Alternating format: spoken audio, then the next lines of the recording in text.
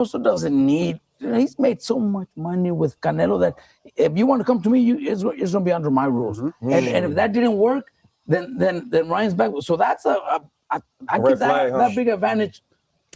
Okay, red flag. Is it a red flag to go through 3 different trainers? Eddie Reynoso, Goosen, and Derek James, high-level trainers. Then you go back to your father, who I'm sure is really good, right? When you've been in the game for that long as a fighter, taking your son to that many amateur bouts, tournaments, being involved in the gym, you're helping other kids, you're coaching, you can pick up shit from other coaches, but doesn't necessarily make you the best trainer, but I'm going to just think about that right there. I think the relationship that Ryan has with his father is sometimes not as what you expect a fighter and trainer to have. Obviously, they're separating. They're separated, right? Because I'm not thinking as my dad and a trainer at the same time. What I'm trying to say is that Ryan seems to have been a spoiled little kid and probably can get away with manipulating his dad a bit. That's what I'm trying to say. Fucking, yeah.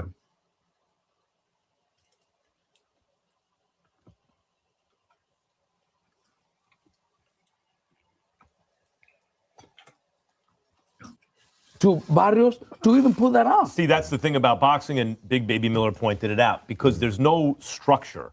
And hopefully that'll happen with Zuffa Boxing, and I am a part of Zuffa Boxing, full disclosure. The first fight coming up on the 23rd. Oh, congrats, man. Congrats. But you need some I got kind you of. guys on that card, there you go. Good. You need some kind of. Right? So, well, the undercard has not been announced yet, but yeah, we could talk about how. What his names, but yeah. But we need some kind of structure. In the NFL, the guy has to sit there for the media interview. He shows up on time. Yep. He's got to do it. Yep. And to give you an NFL analogy, think about the Broncos, right? When they had Russell Wilson over there and he had his own office. God damn, Max Kellerman, you just took up 35 seconds of airtime and you just said nothing. Absolute, he was so much better 10 years ago. I see that red dot right here. That was 35 seconds of straight up fluff. And everything. And it was nothing. It was dysfunctional. Then they hired Sean Payton. Cut it out. As a coach, that's like going to train with Goosen or going to train with a world-class trainer, right? And you knew as soon as Sean Payton got there, ain't no one's going to have their own office. And you turn around a couple years later, and Kellerman is trash, just trying to kill airtime. Shit, he should join Marco Boxing's YouTube channel. No, I'm joking.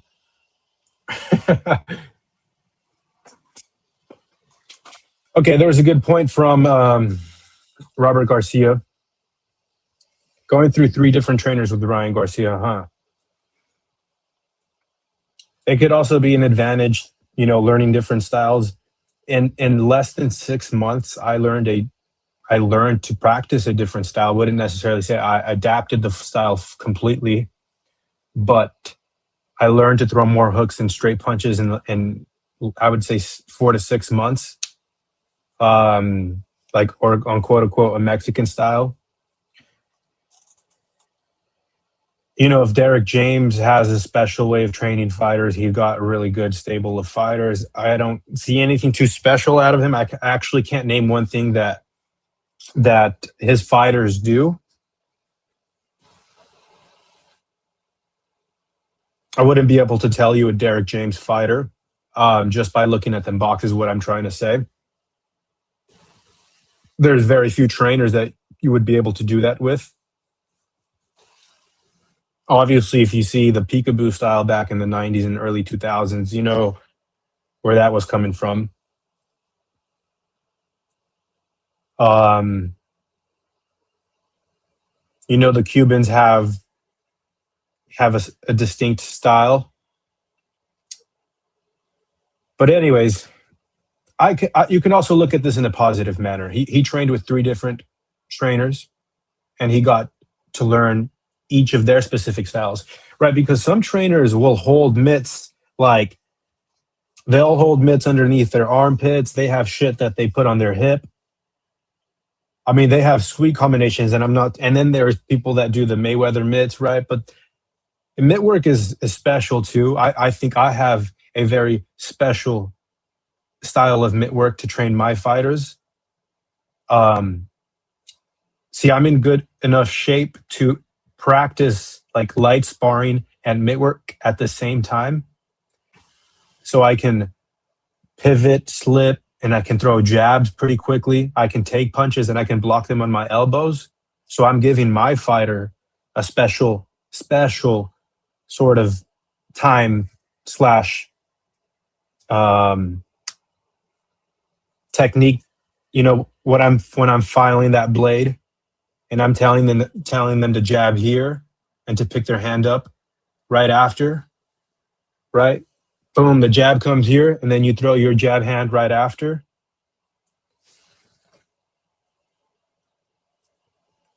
I say that to say there can be good things from training with multiple different trainers. Just because, I don't know, it could also be a bad thing, right? If your attitude doesn't mesh well with him. So you take the good with the good, and the bad comes with the bad.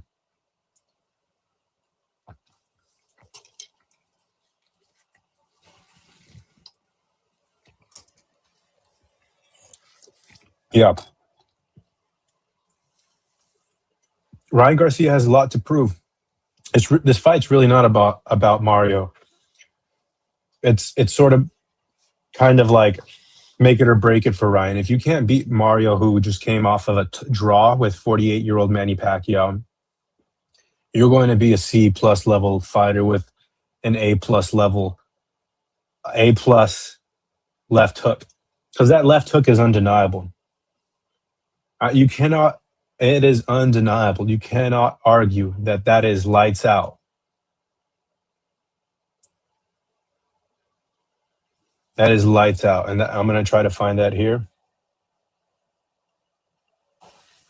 I'm going to try to find some Ryan Garcia left hook.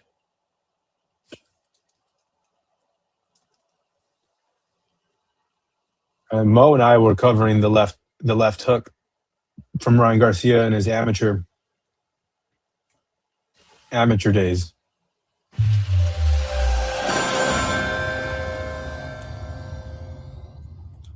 Ryan Garcia's left hook is becoming the stuff of boxing lore. A punch so fast and devastating that opponents don't know it's coming and often can't stop it.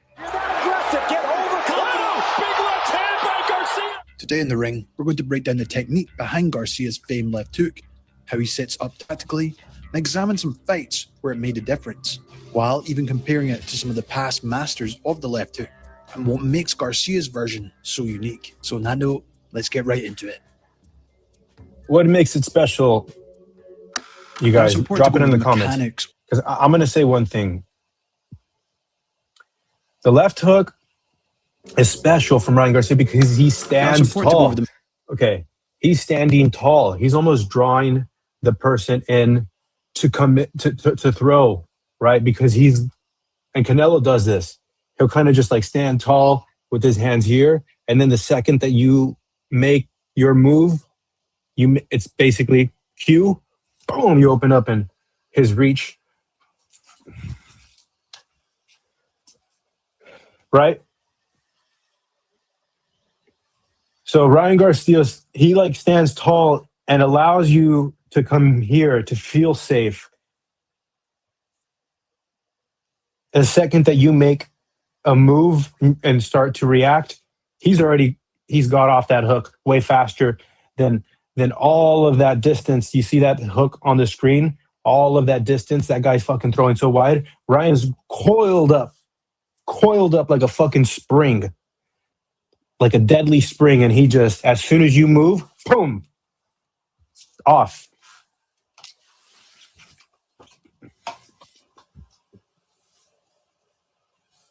He stands tall. He allows you to come in. The mechanics of Garcia's left hook, and a lot of where his power comes from is actually his stance and footwork. Garcia is after an orthodox fighter who stands in an upright, relatively balanced let's go. This guy is just breaking down what I said. This is great. stance, but he does tend to be quite flat-footed at times, as he looks to sit down on the shots. However, doing so allows him to transfer the power from his legs and hips into the punches. For his left hook specifically, he tends to keep his weight slightly over his back foot at first, before looking to shift his weight forward. That is freakishly fast. You have to understand that the distance between point A and point B, the quickest way to get there is a straight line, right? When Ryan Garcia is going from point A to point B, but he's going the long way around, and Devin Haney has a fucking fast jab, right? But they're landing almost at the same time, because Devin Haney does land here. However, doing so allows him to transfer the power from his legs and hips. Just notice when, for his left hook specifically, he tends to keep his weight slightly over his back foot at first, before looking to shift his weight forward explosively when launching. That is freakishly fucking fast. It's Austrian Mo brains, but at the same time, we went down this rabbit hole and we watched Ryan Garcia's amateur shit, and he was throwing that wicked left hook from the amateurs, man.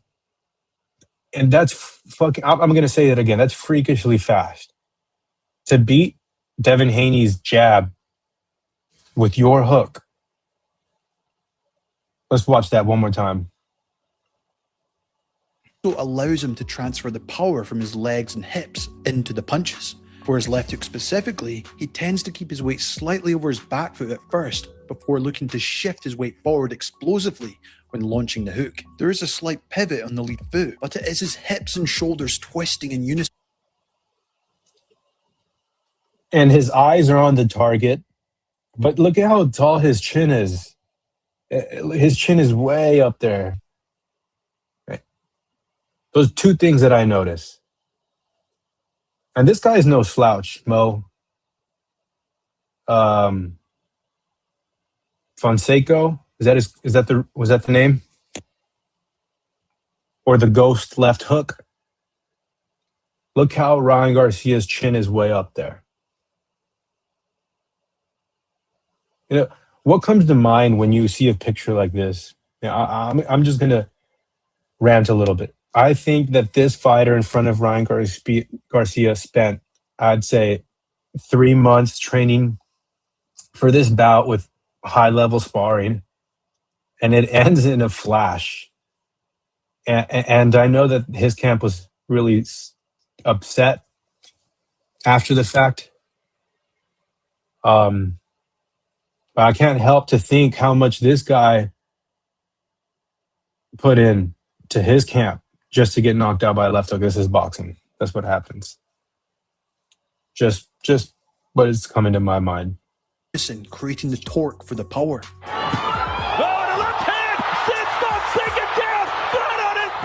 Unlike some of the greats who crouched low before firing the left hook, Garcia's posture is very tall and unorthodox.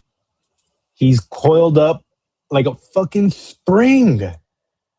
Did you notice how it was that Lewis that knocked out Muhammad Ali with that left hook? But do you notice how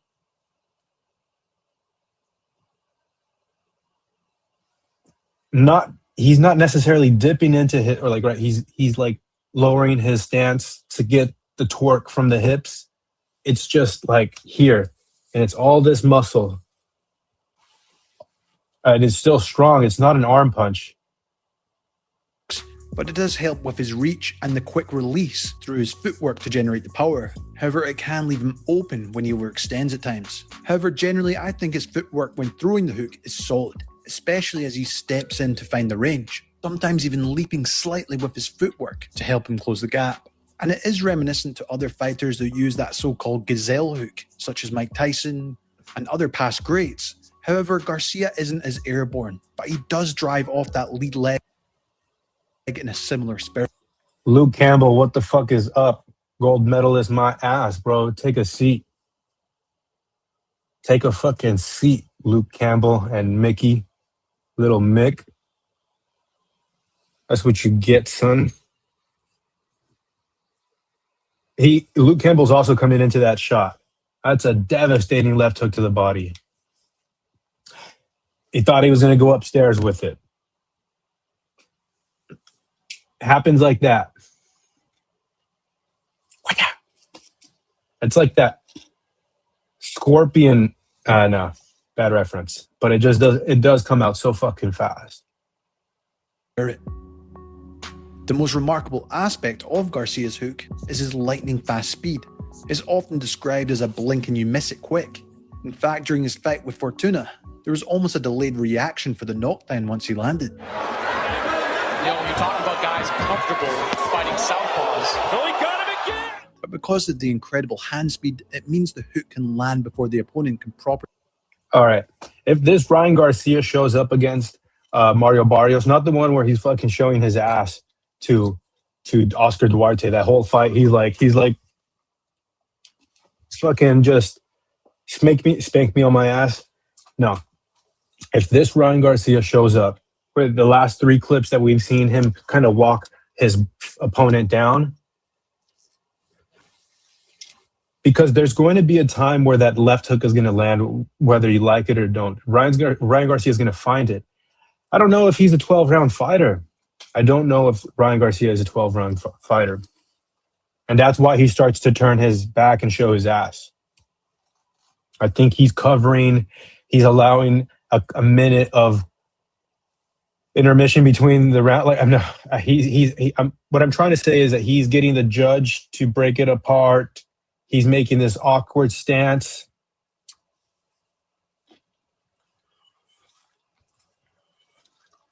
Okay, Mo Brain says, I don't understand if the guy who has the best punch is a left hook would fight out of the bladed shell.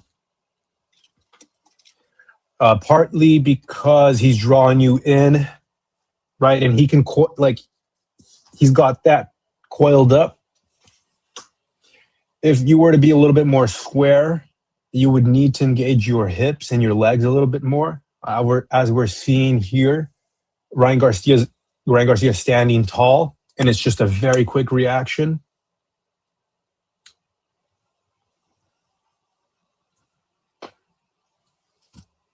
I want Ryan Garcia to win against Mario Barrios. The sport is a lot more fun, in my opinion, with the guy that can knock a motherfucker out with one punch. Would you say? I miss Tank. Fuck what he's going through. He deserves every minute of jail time if he's actually found guilty of what he's going through. But I do miss his style. I miss watching someone that can put you out in any second of the fight. When Tank knocked out Leo Santa Cruz on Halloween or Valentine's Day, I can't remember. I think it was on Halloween. I was with my dad, and I just remember looking at him, and I was afraid for Leo Santa Cruz, and his fucking neck snapped back, and his neck bounced off of the canvas right in front of his own corner, right in front of his own dad. And that night, I just went to bed like, holy shit, that could happen. Granted, Leo Santa Cruz threw the same sloppy-ass straight punch like 3 times in a row, and then he was basically baited. I think he was 2 weight classes down and coming up in that weight class, but still, that's what's going to happen. Yeah, he, in his corner, thought he was dead. You remember that, Jackie? When stuff like that happens in boxing, that sticks with me.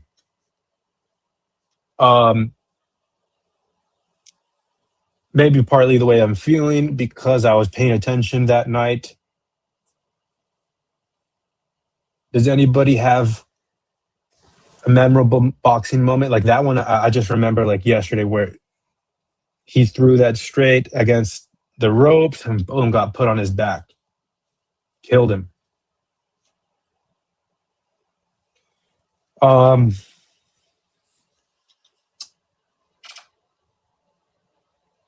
Ryan Garcia, you need to win this match against Mario Barrios for yourself And for boxing to be entertaining, we need a left hook monster up in the, especially with Tank out for the next 2 years or so.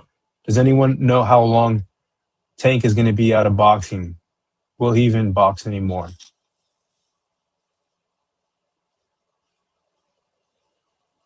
When Mayweather knocked out Victor Ortiz when he was going in for a hug. Oh shit, Jackie, you watched that live?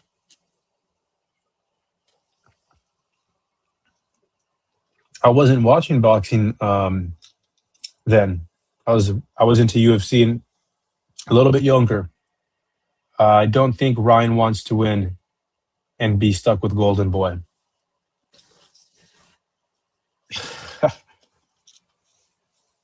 Yeah, Mo, I can't take that comment serious. Why would he not want to win? It is the most vulnerable thing to do. Step inside a ring, and when you have people on panels say, "Oh, they knew that they're what they're signing up for. They knew that they're beat." Oh man, fighters are different when you're around them. A real one, a real game motherfucking fighter.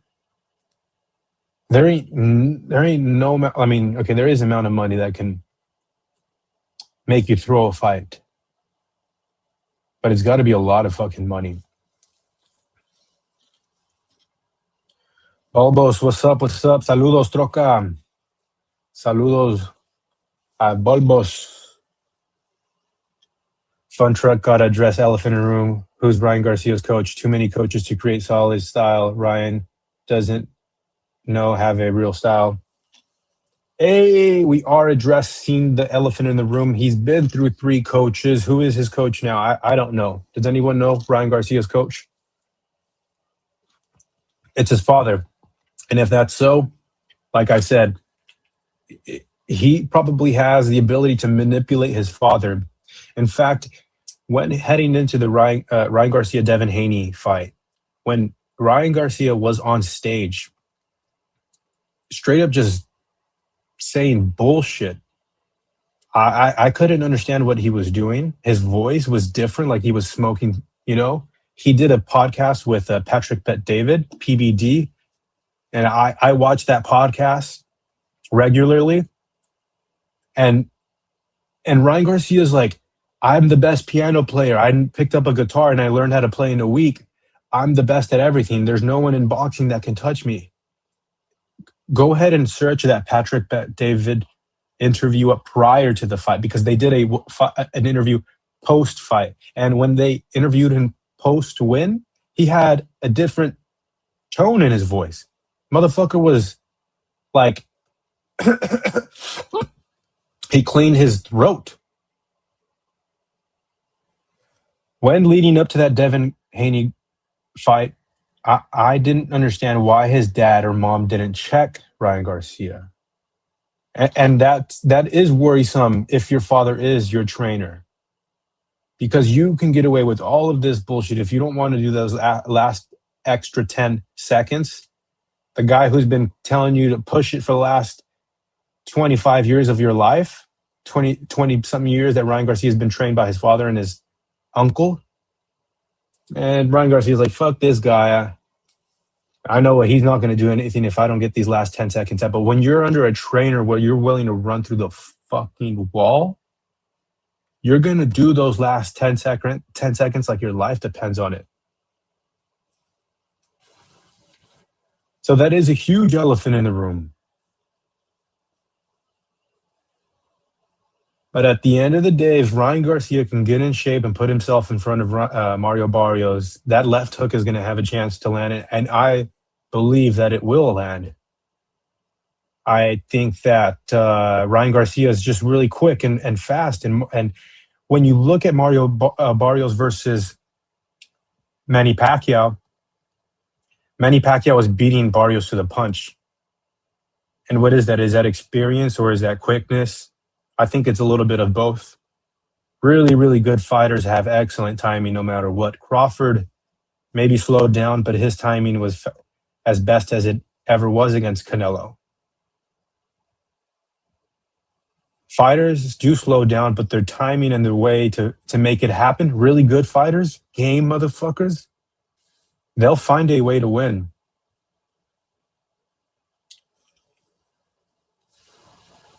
Ryan Garcia is, in my opinion, too fast. And if he is coming with that killer mindset, he's going to finish Mario Barrios. He's going to finish him. Manny Pacquiao was beating Barrios to the punch. I think Ryan can do that with his speed. Fun Truck, who is Ryan's sparring partners? Can he trust him? Golden was a mole. Okay, I actually have a little insight on Ryan Garcia. And I think you'll have to understand that it's really hard to get high-level sparring. Another reason why I picked Devin Haney to whoop on Brian Norman Jr.'s son was because of the sparring that Bill Haney announced on the Boxing Voice when they were in that car. Okay, so it's hard to get sparring in the first place. Ryan Garcia in that tank fight was pulled somebody from the gym that I was training at, and he was like 1 or 2-0 as a pro, 135 pounds, and he went up there and he was making like $2,000 a week for sparring, which is really good money. $8,000 a month for sparring. And you have to do that with 4 different people. So think about that. And that's $8,000 a month that this kid was making. Ryan Garcia pulled him from a gym and he was able to go. The best fighters and sparring partners, man, they're not as accessible as you may think. Unless you're at the fight capital in Nevada, Los Angeles, and maybe Texas, some rugged gyms down there in Texas, it's hard to get some good sparring consistently. And even more when you go in to look at the physical attributes of a sparring partner. If you want a tall, good left hook fighter, maybe he'll have that left hook, but he certainly is not as quick as Ryan Garcia. He may be as tall, but that left hook is not coming as fast as you think. So you're sparring this tall motherfucker and you're sparring, you're like, oh, I know, I can get somebody as tall as Ryan Garcia. But Ryan Garcia's hook is so much faster than the guy that you brought in. But you know what? Who's Ryan Garcia's sparring partner? Just look live on Kick. It's fucking Blueface's lady, Christine Rocker. His sparring partners are social media stars. If Ryan Garcia gets washed, it will be to his own detriment. Why are you training mitts inside of a fucking kitchen? Get your ass inside of that Victorville hot-ass gym with no AC, where you got to wipe the dust off of your fucking shoes to get in the ring. Get yourself back. What do they say? Do what brought you to the dance or whatever.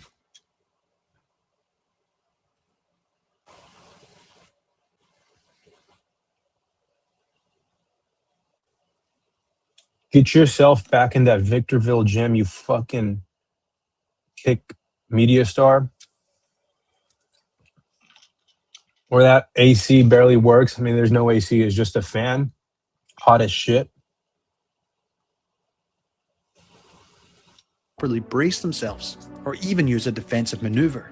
Garcia will always throw the arm from a loose looping motion, but also from a low position most times, giving it a whipping-like motion.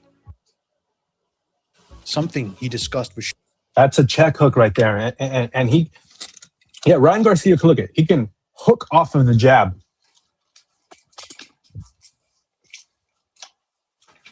So this is the jab, what's coming at you first right here. Jab.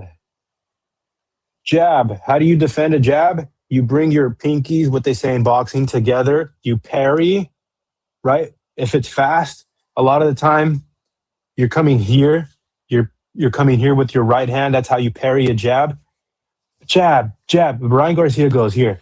Jab, and then he can hook. So as you go to parry, or as you bring your pinkies together, because sometimes you'll jab to the body, you go here, pinkies together. That left hook is getting you. That's how he got Devin Haney. Do you think that they're lining Barrios up? You let me know, Blind Faith.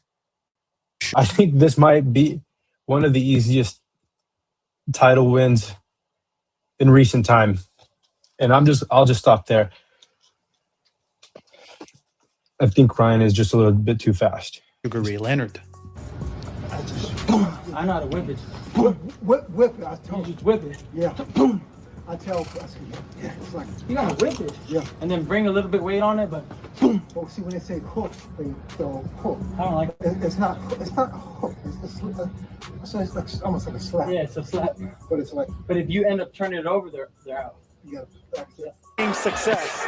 Southpaw said they retrained the brain. It's beyond my lightning. And they get in the ring. Timing wise, he's also adept at firing the hook in between an opponent's punch or as a counter. The instant he notices a defensive lapse, he'll go for it. For example, he'll watch for a slight drop of the opponent's guard or even when they cover up for another punch, and he'll immediately look. McDoonan, Dalton Smith said that it is easy for Barrios and he would cook Connor Ben too. Are you saying that that it's easy for and he would cook Connor? Dalton Smith would cook both. Dalton Smith. Clarissa says you should take Marcos to hit harder course just in case Mick shows up at your gym. If Ryan has energy in the late rounds, Barrios is in trouble. Okay, so Mick, are you saying that Barrios is gonna walk over Ryan Garcia?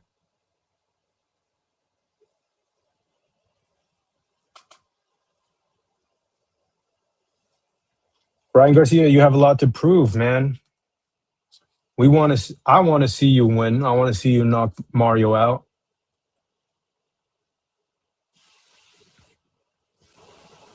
I want to see that rematch with Devin Haney and Ryan Garcia. I think actually Devin Haney beats him this time around. Devin Haney stepped up the competition. He's in that gym. He's in the trenches. That's the difference, right? It can still be close. But the difference is when you're consistently getting better, when you're consistently in training camp sparring the best fighters in the world, that makes you better. And when you're consistently in the kitchen making content, you're going to get cooked, boy. You don't play boxing. You can't play boxing. It's sacrilegious, man. That's why people have the issue with you, Ryan Garcia.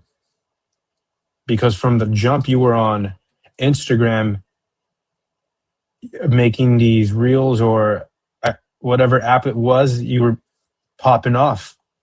And you had endorsements before your 10th professional fight were Box Raw, and you had these big sponsorships paying you lots of money. You were fighting more actively at the start of your career, Ryan Garcia. You were doing what a professional boxer does. Fight, train, sleep, boxing. You loved it. In the interviews, you loved boxing. Something happened where you got too big in your head, man. And you think that you're just good enough to beat anybody with 8 weeks, 6 weeks training camp, drinking and smoking. You're good enough to compete it, to make it a competitive fight, but you're not good enough to be a world champion. World champions are in the mud, man. They're getting out the mud, like in the gym, in the trenches, bro. They're not in a kitchen shooting media content, Ryan Garcia.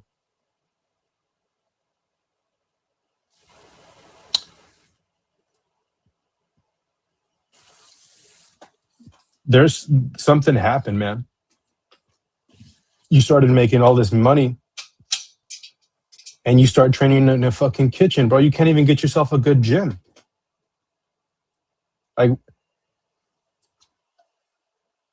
you're a fighter through and through, and I still think you're gonna pull this one out, because I think Mario's time's up. Manny Pacquiao is beating Mario Barrios to the punch. I think that you'll get to him much easier. You should get to him much easier, man. You're the younger fighter. You're the faster, more explosive fighter. You've been in a 12-round fight against Devin Haney where you knocked him down. You beat Oscar Duarte. You got off the canvas against Luke Campbell and you knocked Mick's boy out. Little Mickey. Ryan Garcia knocked Luke Campbell out, my boy.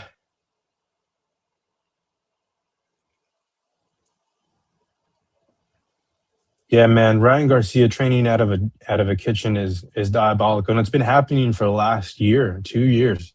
All you see is just content him fucking outside with basketball shoes on. Lace those fucking boxing boots up, you pussy.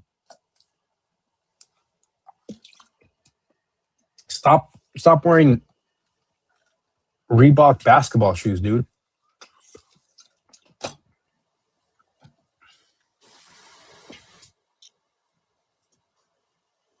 All right, going to watch a little bit more of Ryan Garcia's signature left hook. Look to loop it around the guard or to the body. It's quite reminiscent of his promoter, Oscar De La Hoya, who would also time the slightest drop of an opponent's guard and use that opening to land the left hook. But there's also no denying the looping motion and technique of the hook is very similar to that of Sugar Ray Robinson. Garcia's left hook has a somewhat unique trajectory. He can throw it short and tight in the pocket or loop it a bit wider when at distance. But Garcia often lands it at a 45-degree angle over the opponent's lead hand or under their elbow if targeting the body, exploiting the opening with split-second precision. But because of his height at 5'10", he's typically fought shorter fighters in the divisions he's fought in, and he'll sometimes even arc the hook downwards towards these shorter competitors, aiming to increase its effectiveness. Well, there's no denying that Garcia has tremendous athleticism and snap, as he turns his hips and whips his upper body into the hook at the last moment, creating the knockout power. But it's something he's admitted not forcing. He tries to make it natural as he throws it. See, I kept throwing the same punch, and when it felt good, then I was like, okay. This is the Ryan Garcia I like to see. That young kid where he had all the fight and drive in the world, when he was climbing through the ranks, when he was putting up Instagram posts every 2 months, fight announcement, fight announcement, fight announcement. I want to be the best in the world. This is the Ryan Garcia, not as good as a young Tio, right? Because Tio was actually doing it against Vasily Lomachenko and top competition.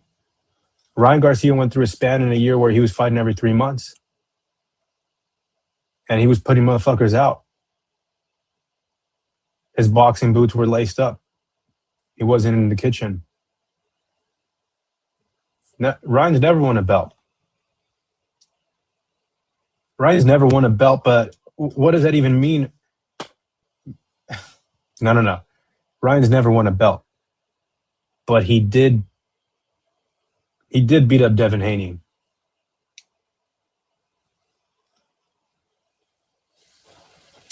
Yeah, he beat Devin Haney up. I'm sorry, it happened. Will you discredit the entire Devin Haney ass whooping? I'll discredit it 85%.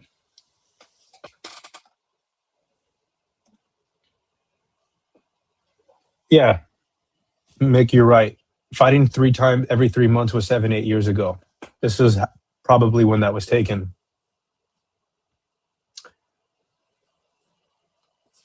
What's good, HLD, my boy?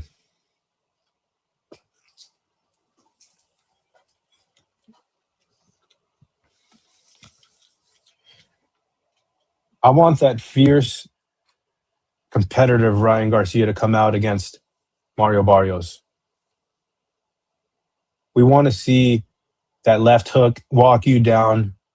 I'm going to walk you down until I knock you out. Barrios Ugas win, no good, or just Spence. That count.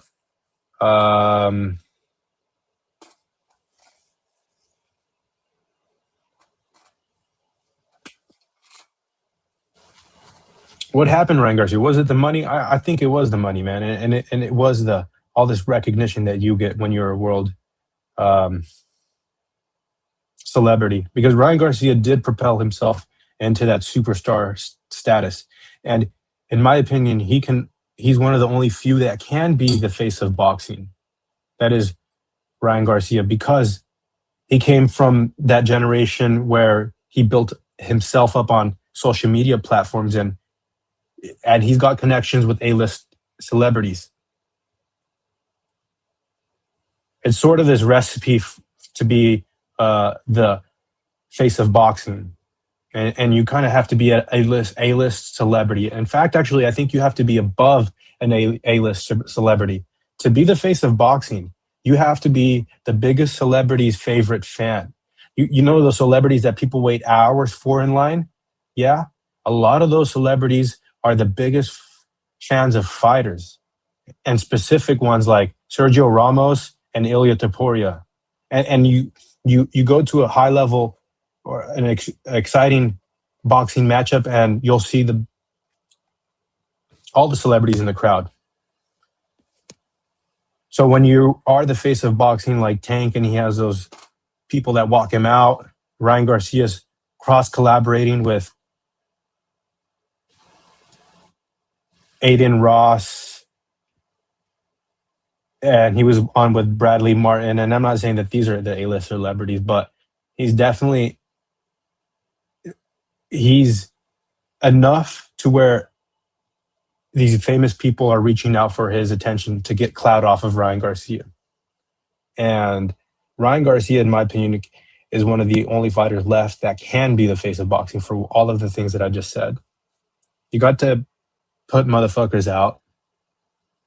You got to be connected out of boxing. And you got to have a big following behind you. And that social media, being Mexican-American but not speaking Spanish, I thought that's actually a good point. You don't need to necessarily speak Spanish.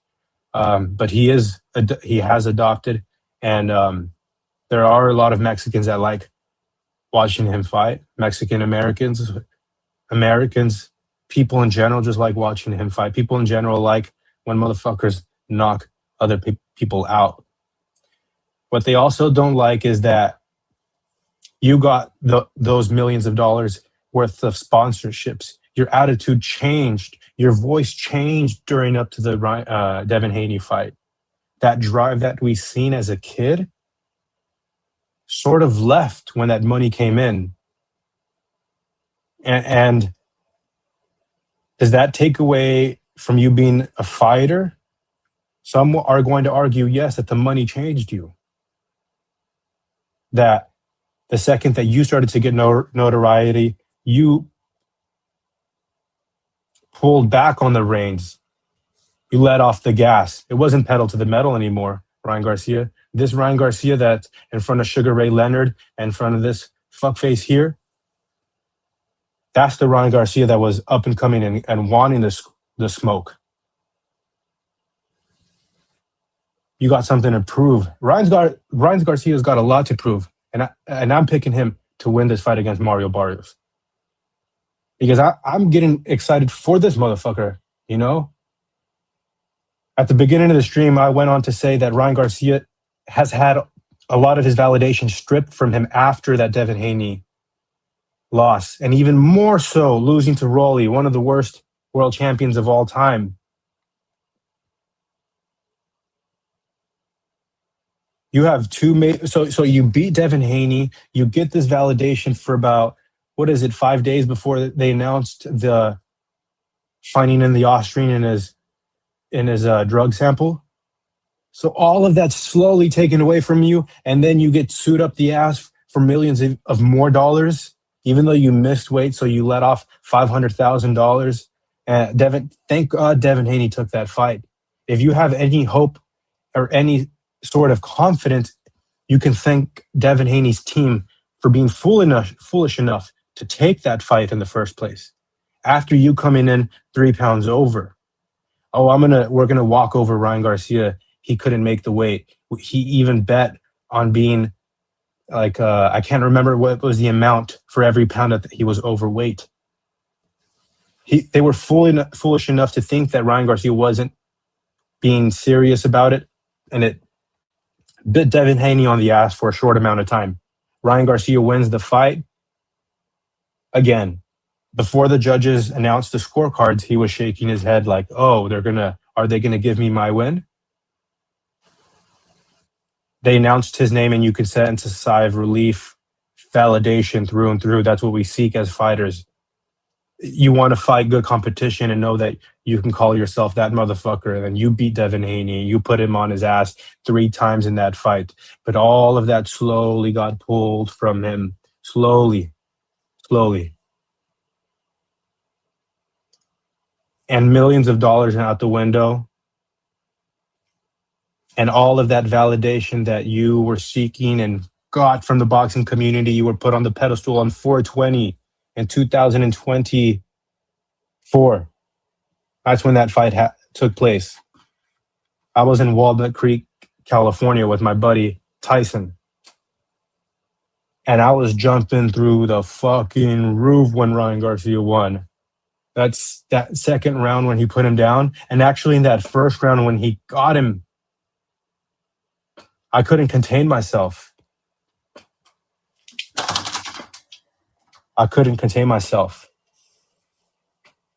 But then that gets, again, you win the fight. How many days was it before? How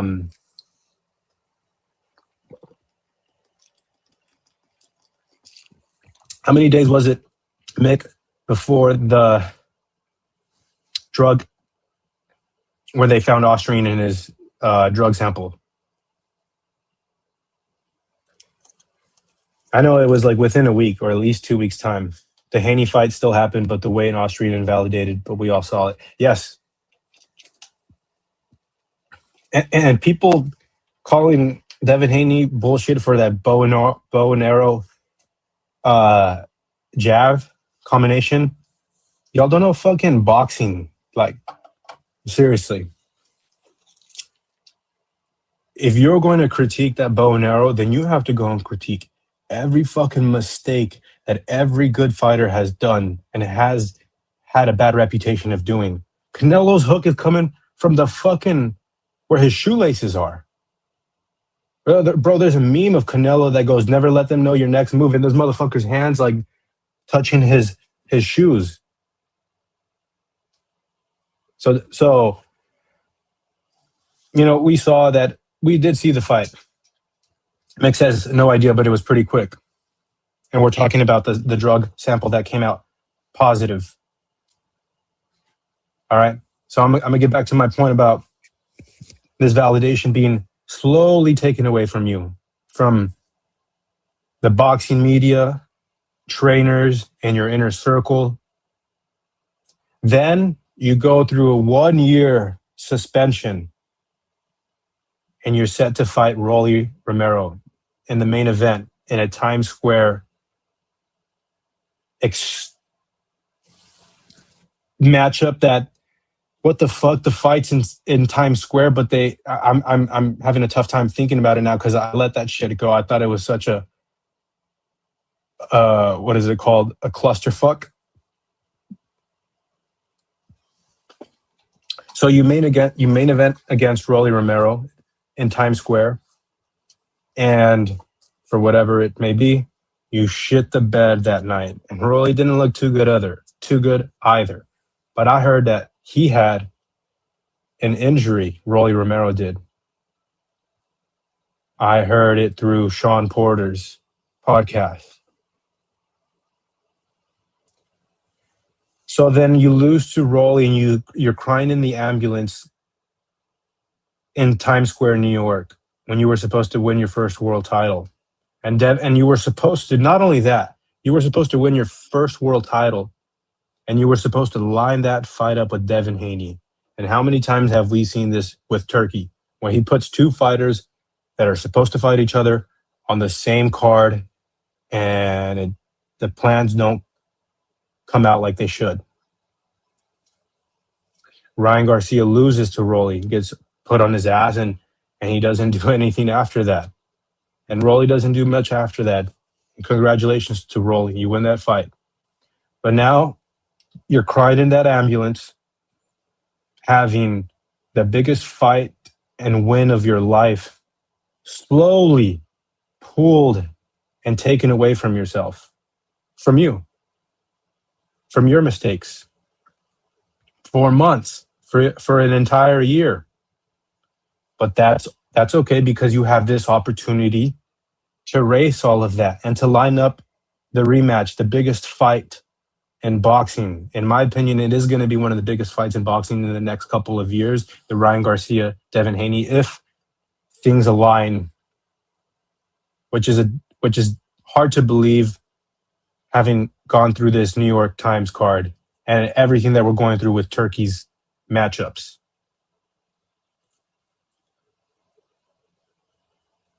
You're in that ambulance crying. The biggest fight, the biggest win is stripped away from you, and now you lose to Rolly.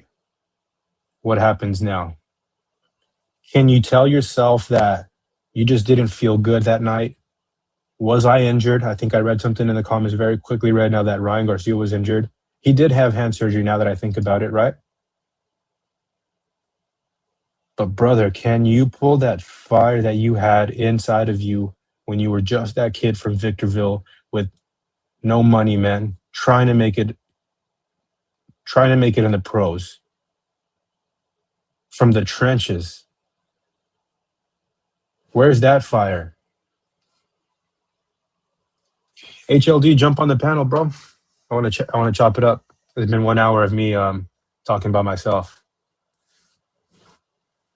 If you have any time, I know you put in some work with me last couple streams, so no pressure, HLD, but I appreciate you. So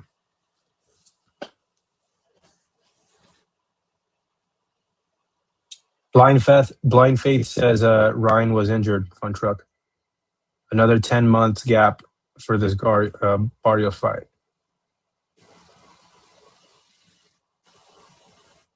Time. Does not serve a boxer well, especially in their prime. HLD.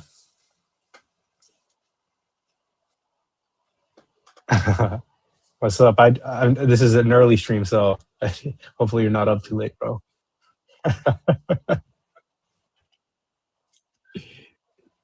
So are you going to be watching the fight with Shakur and T? Are you still going to the fight? All right. I'm going to try to find some people to do the watch along with me.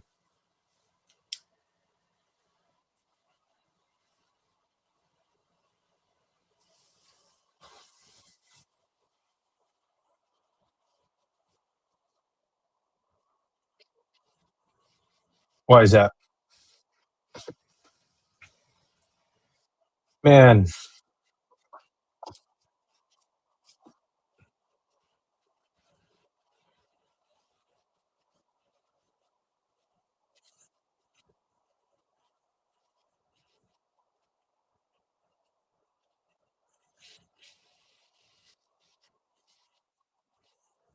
yeah. So with the main event?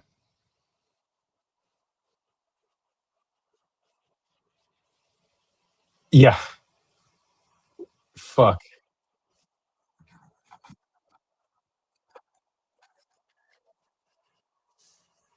Yeah, Turkey. Yeah, it's one of the biggest issues that I have with Turkey, not allowing people into the press conference, to the announcement, and not having an undercard, and then having an undercard and not making like the announcement as it's weird. They did it backwards, right? They did the press conference, and then 2 weeks later they announced the undercard. And then what they didn't do is they open it to the public. So CT went to go buy his tickets when they were first on sale, when you had a press conference in Madison Square Garden or in an arena in New York. I know that. But you didn't open it up to the public, and the fucking press conference was boring as shit. And Turkey had a call over the phone, and they put him on speaker, and he was like, "Why is nobody excited for this fight? I put lots of money into this fight. No excitement. Eddie Hearn, do your job. Bro, there's no excitement because you're not doing it right. You just can't think that I'm going to snap my fingers and shit's going to happen across the world. Things are.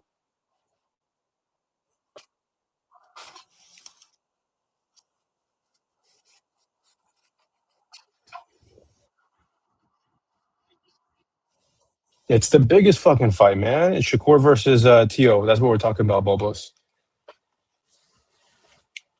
It's the biggest fucking fight, man. And this fight is going to set a lot of precedents.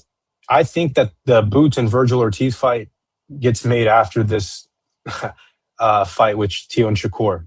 You know, that's my opinion, because I think they're going to see that their managers are going to see when there's a fight of this magnitude and two fighters in their prime, undefeated. And even though Tio's not undefeated, like, you get what I'm saying? When you have all of this build-up leading up to a mega fight,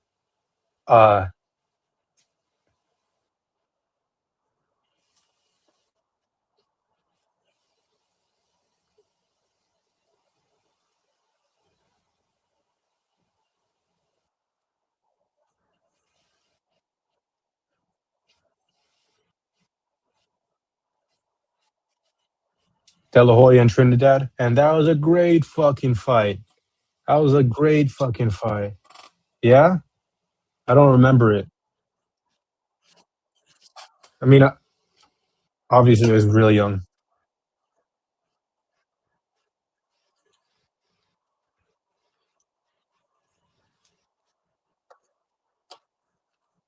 Yeah, I don't remember it at all. I only remember Oscar as a promoter. Actually, I can't remember any of his fights. But you know what I hear? You know what I hear time and time again, like at every boxing gym, man? Like, and this is consistent at every boxing gym I've been to. Oscar is a lot of motherfuckers' favorite fighter, dude. And a lot of brothers, a lot of black guys' favorite fighter. And that's surprising to me.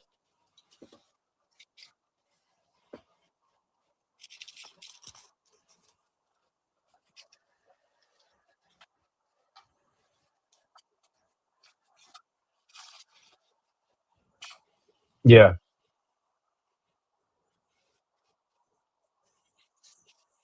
Losing your mother, becoming the golden boy, being from Southern California, like having that pretty boy swag.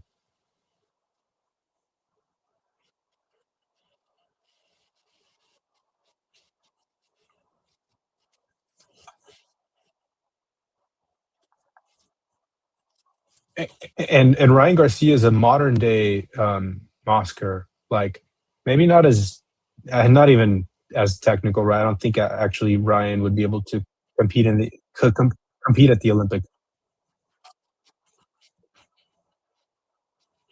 And Oscar had that left hook too. Oscar had that left hook and all the other shit in the bag.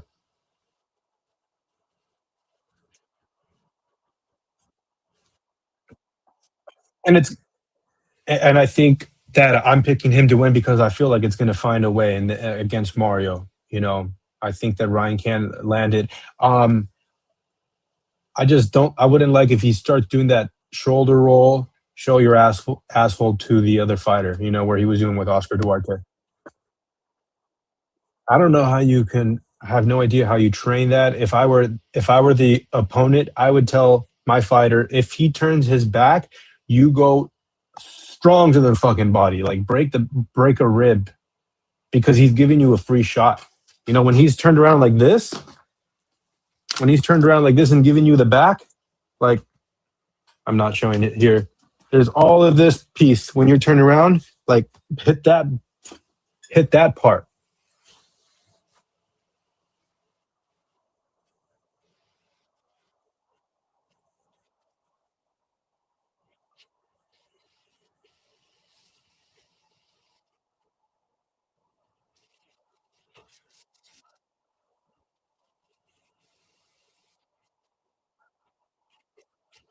Double N.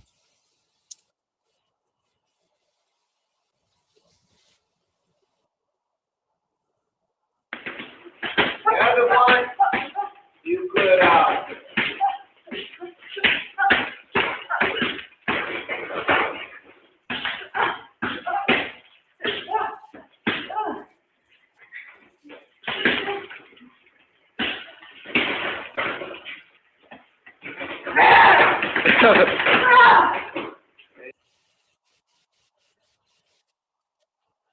Yeah.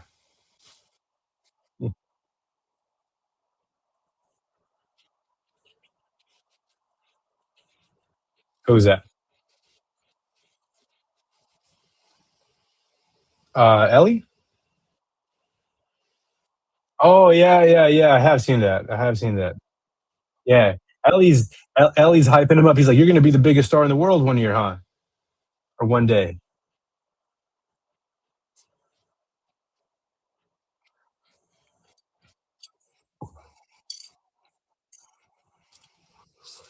Yeah, when you main event with Rolly over Devin Haney and Jose and who's the other? And Tio and Barbosa. That was for a belt, right?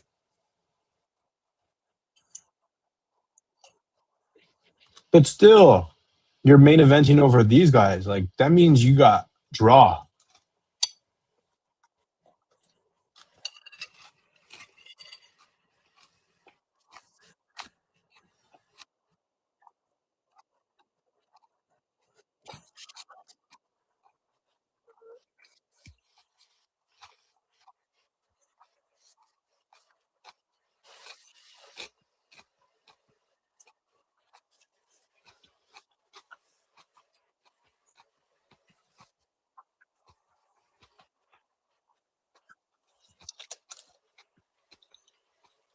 Fight Mario Barrios versus Ramos.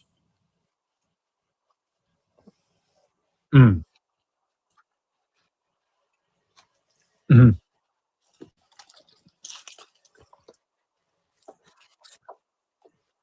Sometimes I feel the same way when I invite people to watch fights with me. Like if I'm inviting people, the last thing I want is Mayweather versus Pacquiao, where everyone just leaves um, upset, disappointed.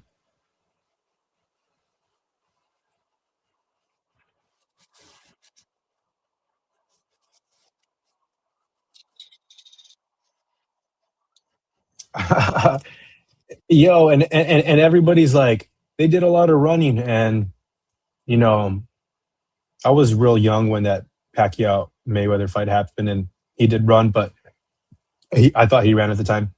Now I go back and watch it as a coach. It's like Pacquiao couldn't do anything really to Mayweather defensively. Yeah, Mayweather is way better than Shakur with his defensive shit. Like, because at least Mayweather. Yes, and he.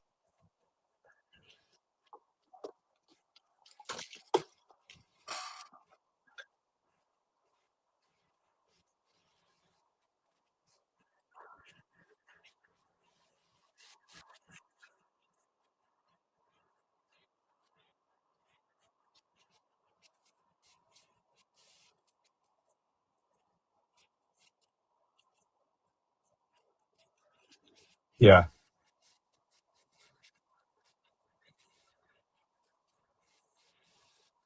Barrios. Bubba says Barrio beats every Puerto Rican welterweight. HLD, you're close.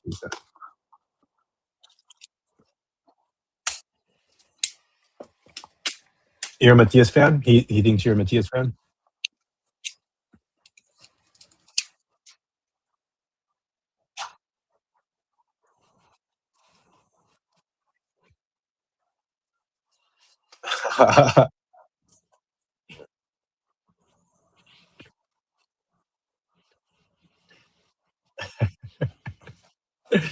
All right. I'm gonna take a piss.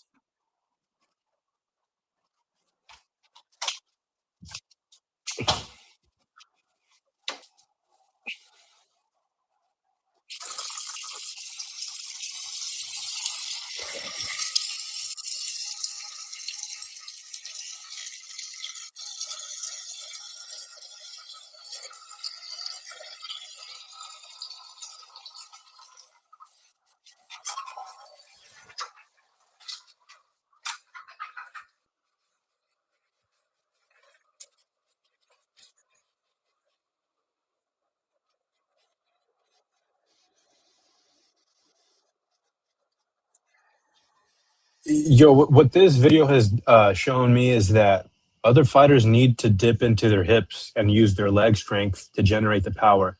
But Ryan Garcia's hook and just how he gets the snap at the very end is what's the most important thing. And Ryan Garcia is so fucking fast. He's beating Devin Haney's jab with his hook, man.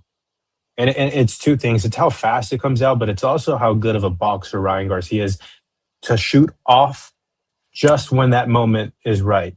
As soon as you start to make a movement or a defensive lap, or Ryan, or he anticipates a jab, you don't know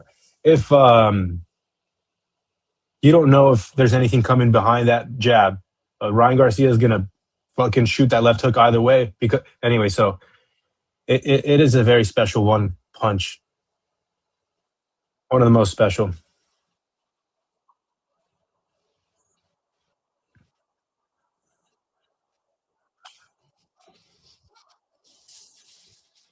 Yeah, he got up and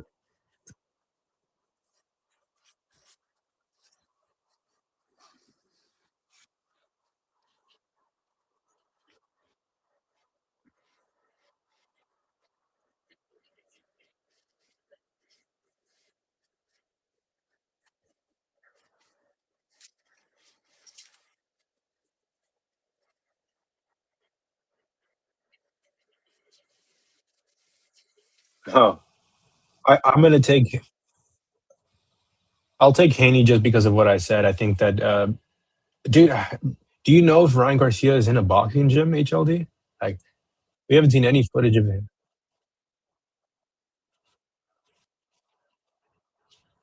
Yeah.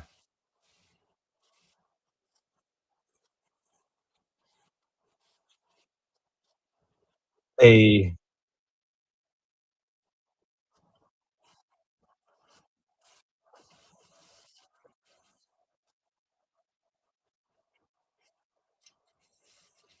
No, you're right. Yeah, he's in shape. Right. No, for sure, for sure. There's almost a sense of like, is this on purpose? Is he showing too much of the content? So we're talking about, is he even serious for this fight? Yeah, I think he does as well.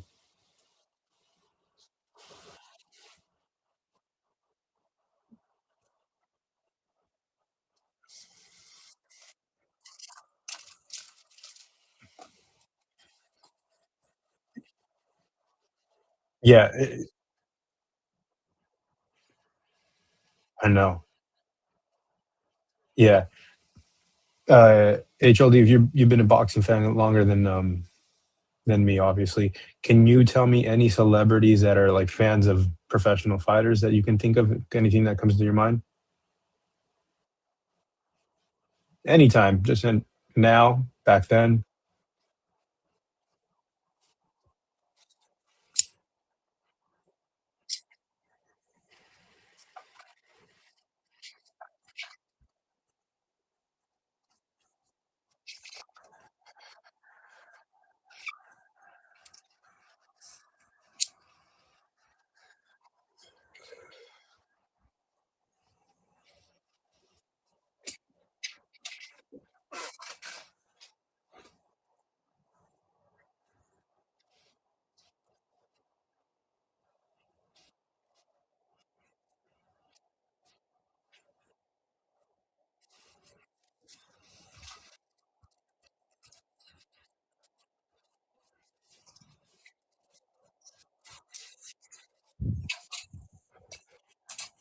Yeah.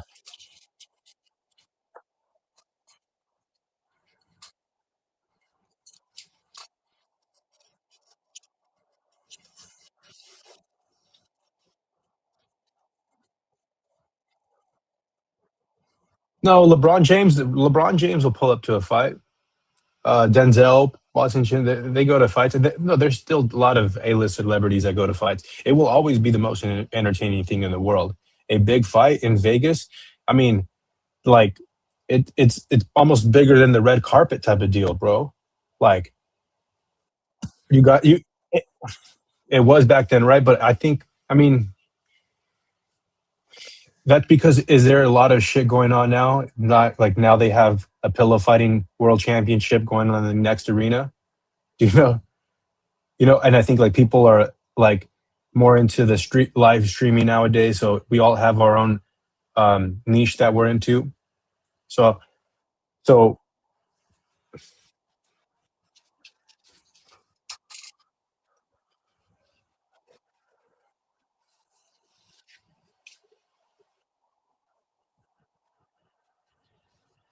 your biggest fan,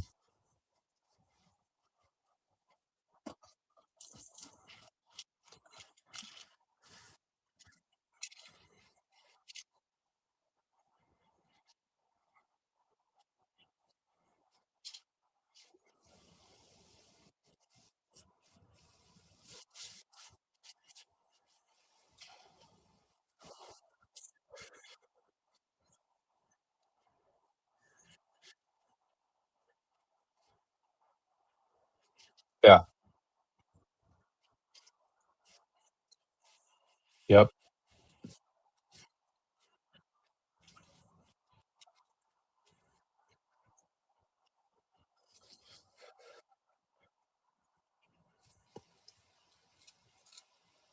Um,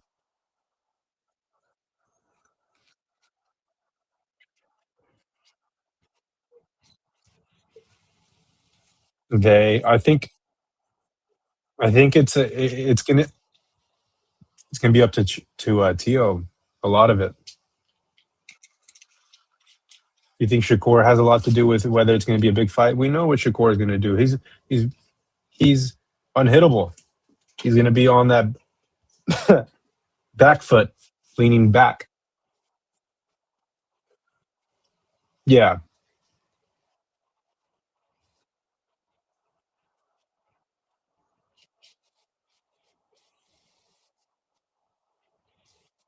because it yeah. I don't know. Someone was saying that Shakur is going to be the bigger fighter. I'm like, there's no way that he's going to be the bigger fighter. You probably can fill into the weight class, but I think the muscles. If he's the bigger fighter, then he should be able to stand in the center of the ring a little bit more than I think what he's going to do. I think that as soon as he gets hit with some shit, he's going to try to win with defensive tactics, and that's okay. Like I would love for my fighter to be like Shakur, hit and don't get hit, because then, or my son, because then he's going to have a good post career where he's not stuttering like Muhammad Ali. That's one thing, HLD, that like I'm a late boxing fan, bro. I came into the sport like with Canelo versus Trout. I mean, I've been a fan of combat sports. Like I love the UFC since I was 8 years old, maybe. But I do see like a lot of punch drunk boxers, man. There is that stigma as well. There was, at least.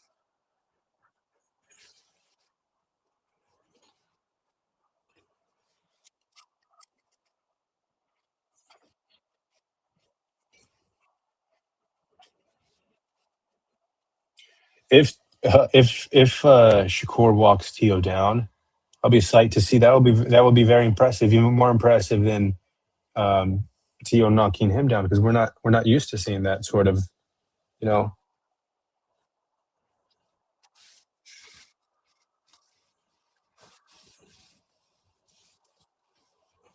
Yeah, Shakur. Yeah, yeah.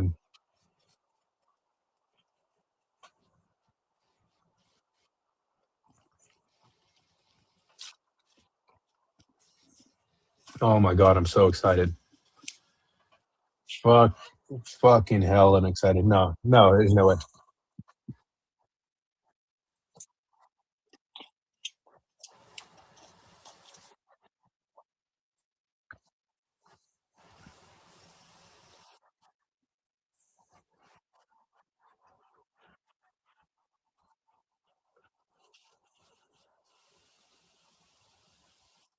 Clarissa, Clarissa says it's going to be a close fight, but I think Tio will hurt Shakur at least once in the fight. That will make the difference with Tio by split decision. I'm gonna go down and say that's gonna be a draw. I think that Tio probably scores a knockdown, or at least he's gonna land a big punch. A significant punch. It's gonna happen. There's 36 minutes, and and and Tio finds a way. So I think it's gonna happen. Whether he does it and Shakur can make that read and not let it happen again is another question. But I think it may be a draw. I'm sorry to cut you off, HLD, but I just got to say it. This is what pisses me off with high level boxing is when you have Anthony Joshua throw the hook that goes over Jake Paul's head time and time again, and not being able to make that read is the most simple thing that an amateur with less than 10 fights knows how to do. Ryan Garcia throwing the left hook with Tank, Leo Santa Cruz throwing the straight punches with against Tank. So these punches, I don't know. It's like when Shakur gets hit from Tio, I think that he has ability to process and not get hit with that same punch. He's that good. But he hasn't gotten hit cleanly for me to be honest to tell you he has a chin.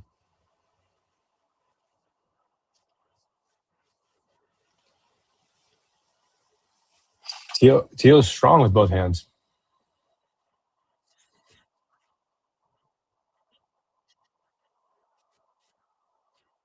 But yeah, I've also said that him trying that switch step and transferring weight, because 80% of your weight should be on your lead leg. And when you're square, your weight is split 50-50. But in boxing, the weight distribution should be 80% on your lead leg. That's why you notice fighters have a bigger lead leg or lead thigh muscle, because a lot of the time, if I can find some footage here of Ryan Garcia's left thigh, you'll see. So I say that to say that when Tio squares up, if Shakur can land clean, straight punches, he might be able to knock Tio down off of some misplaced foot or being off balance. I can see that happening as well, because Tio does he does square up and he changes his weight, and sometimes a lot of his weight is on one foot. And if Shakur anybody lands cleanly, you can get knocked off balance. HLD, bad knees, he can't put 80% on it. Clarissa.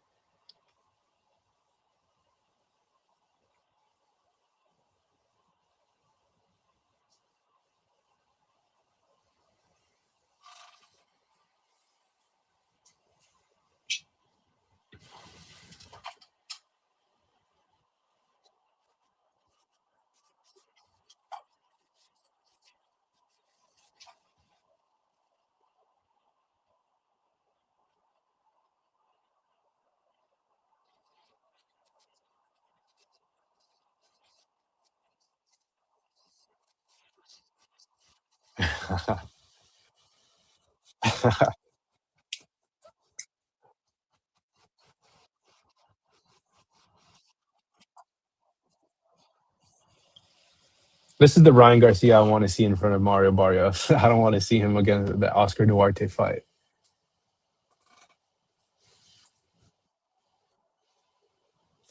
Here we look at the punches thrown. Garcia's 33 landed versus Fortuna's 14 landed. Throwing 124 punches in the fourth round. I'm sorry, by the fourth round, you have 124 punches thrown from Ryan Garcia. Weight or size?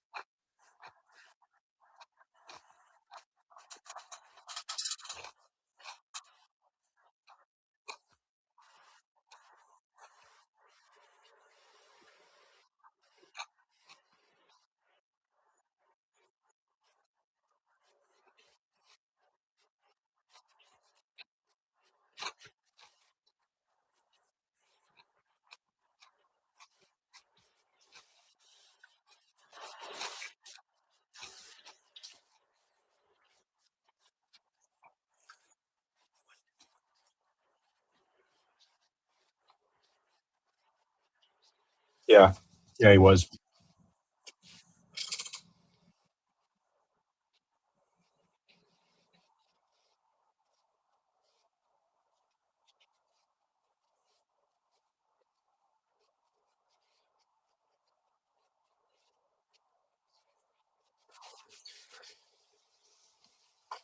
Even getting hit first with that jab. Okay, so Devin Haney's jab landing first takes a little steam off of the hook from Ryan, but it's still enough to hurt him. That's how you know he has excellent leverage at the end of his punch. And that's what all trainers wish for. They want you to come to them. At least the way that I was taught, and I try to train people is I like holding the mitts here close to my chin as possible. I don't like holding my mitts way out in front of me because I want the fighter to extend their punches all the way. So I want them to come to me here, almost underneath my chin. I'm mimicking where my hands are to where someone's head is, and about the same size. You don't hold mitts for someone like this so far apart because someone's head is not that big. If you're throwing a hook here and then the straight punch is over here, a head is not that big for you to land, right? So if you want to throw fast combinations, you hold your mitts closer to your hands like this. So a jab, cross, and then the hook is here. And when with Ryan's left hook, like so, you basically have to practice like getting the snap at the very end of your punches when you're having to go all the way at the end. And Ryan Garcia's left hook is one of the best.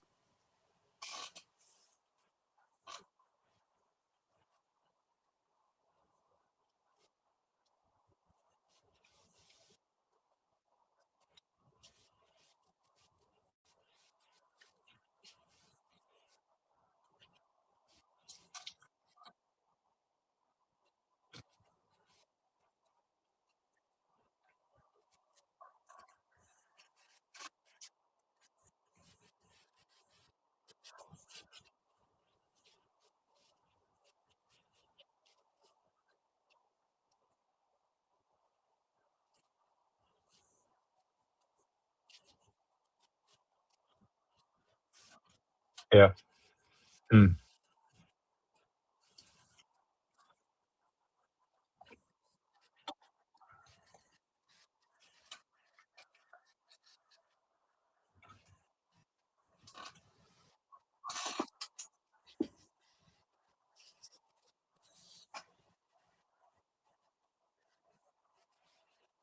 The double end bag acorn. There's a water bag.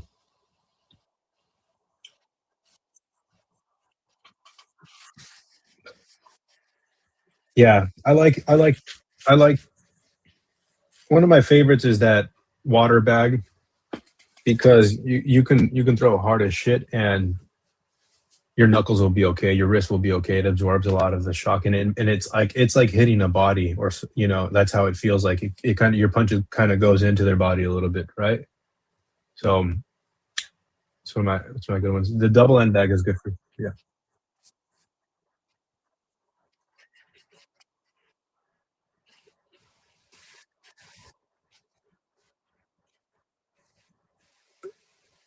Oh, okay. Yeah. No, no, no, no. I'm gonna tell it like I was told from my trainer. You know how you run your feet when you go jogging? You got to do the same with your arms. You got to run your arms like you run your feet. That's the way I was told. Eh,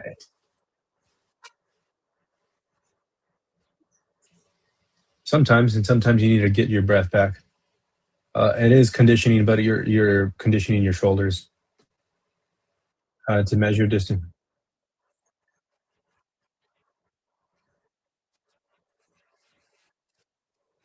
Yeah.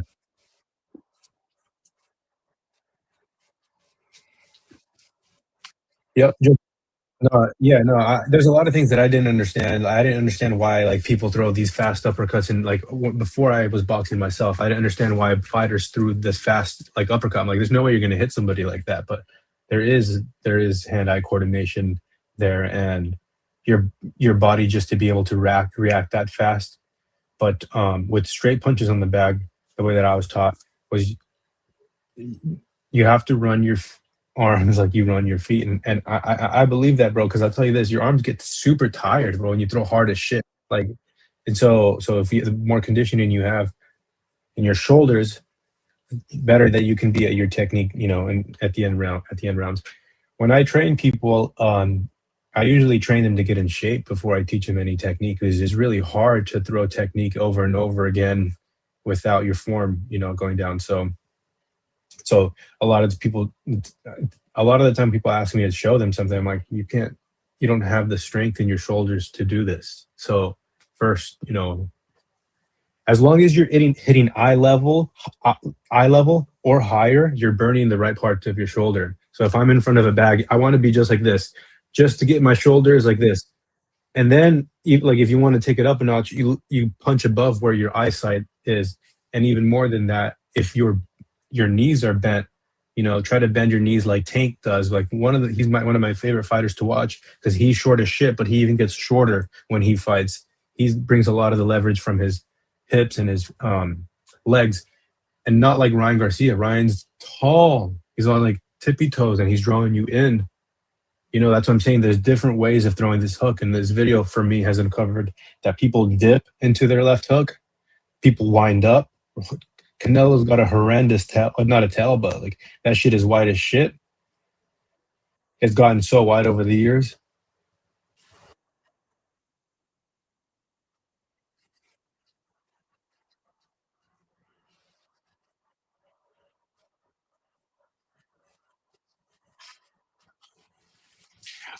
Let me tell you, I'm going to say, as a coach and fighter, that it works for me the way like I like to teach it with my fighter, because again, I can spar with him a little bit. It's like half sparring. It's like spar imitating, but I'm holding the mitts, right? Instead of him punching me, I'm holding the mitts, so he's even more technical. But I can definitely put a lot of pressure on my fighter. I can try to walk them down, and I can be there to be in front of my fighter, like be a live body, so he has to get around my elbow to reach my body, and then from there I can show him a mitt. So I think that to each their own. Mayweather never shadow boxed. I think that he was like opposed to that. There's different trainers and styles. If you've been doing it since, if you've been in boxing since 5, 7, 8 years old, you're good. It doesn't matter what you're doing. Like you have to, it's like become reactionary. Yep.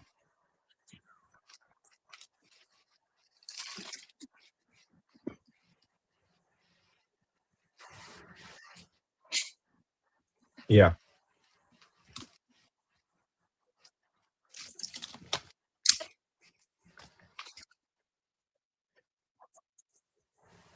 Uh, I get what you're saying. You can create more of a bad habit when you're carrying weights.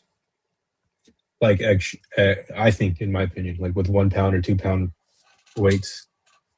Um, but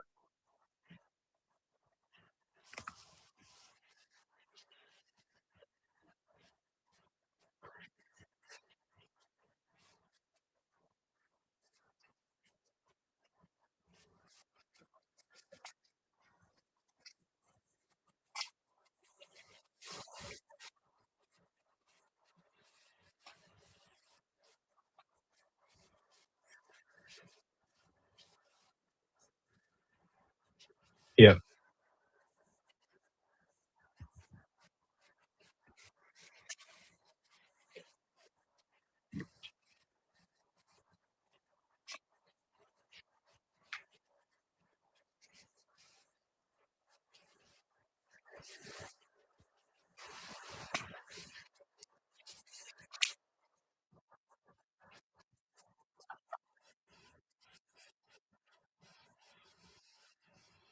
drills. Yeah, you go live after you drill, bro. My favorite time in wrestling. I remember is going live, and we had so many kids in the wrestling room. There's 40 kids in my wrestling room, and we were just bouncing off each other like some people getting the fucking. You know how many ankles and feet I've gotten to the face just by laying around, just getting someone thrown and all that shit, getting kneed by someone else. It's the most fun, man. Like I think I'm so glad that I did that because actually, like I know how to box and I know how to fight. At the end of the day, you know, wrestling will this base will get me on top of someone if it goes to the ground. I was a scrambler, dude. I wasn't so strong, so I always had to find a way. Like I grand beat a lot. I am I'd create these scramble situation, and I always remember my coach say, like, whose ever hips are higher usually wins the scramble. And and my favorite drills were where we got stuck in different positions and we had to get up from. And so, anyways, my point that I'm trying to take from this video is that Ryan left hook is superb. There's very few fighters that can throw it as quick as he does without lunging, rolling, or opening up.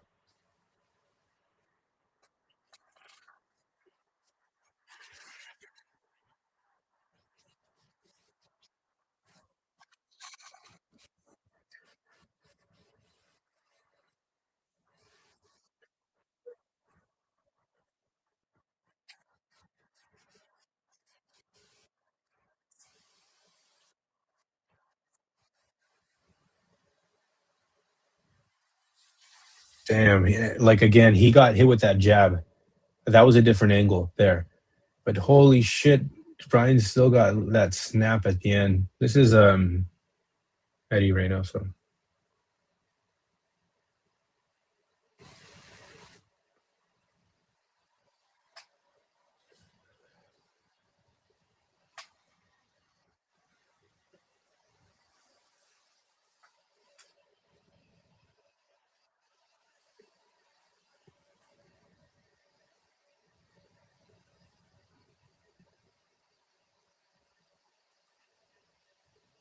This guy, like he waves him on. Yeah, he does.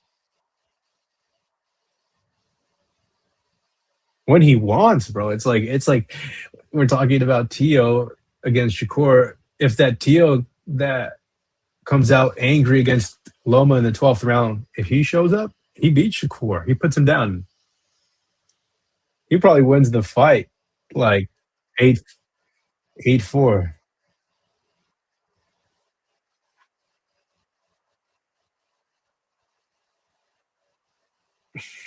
I just The reason why I think it's going to be a draw, dude, because I think that Teal's going to try real hard to get to Shakur, and the judges are going to give him at least a couple. What are they called? Like swing rounds, if you may, close rounds that you don't know which fighter won, because this is exactly what's going to happen. Like you can't judge a fight or judge a round where there was very few punches thrown or nothing happened. I think Shakur is going to do that. That's why it's going to be a little bit boring. I hope it's not. But if Chio's trying to create those opportunities, some judges will give him those rounds. And that's why I think it's going to be a draw, because I feel like they're going to give him those rounds. All right, this is my like super technical prediction. They're going to give those rounds to Tio, the one where he's trying, and he's going to hurt Shakur at least one time in the fight with a significant punch, if not knock him down. And that's how you lead it into a draw. And that will be a win, but at the same time, I don't know.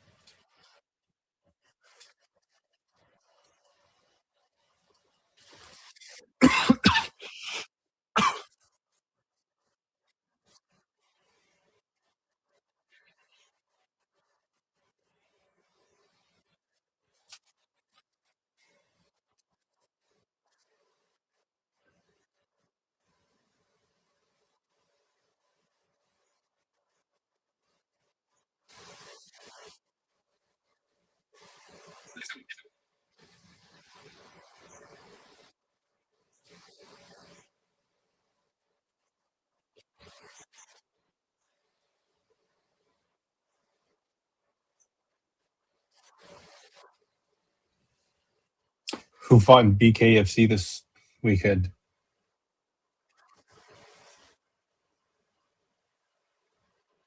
You like Jamel Herring?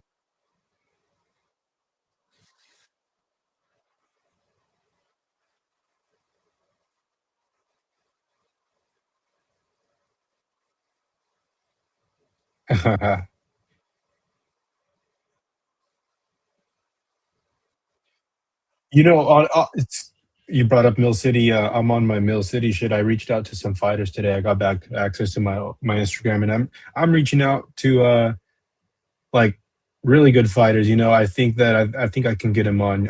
So also realize that a couple things Mill City does, which gets more engagement than others. So I'm on my shit. I'm gonna try to get Jermaine Ortiz. I'm gonna try to get an interview with him before Keyshawn, and I reached out to him, and I reached out to him, Tio, and Nahir Albright. That's the other one that I think I can have a better chance of getting on.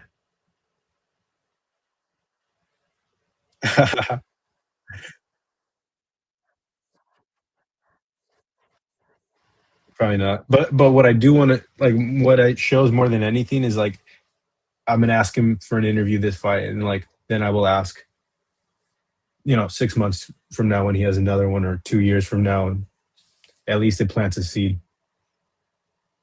It doesn't hurt, and it never hurts.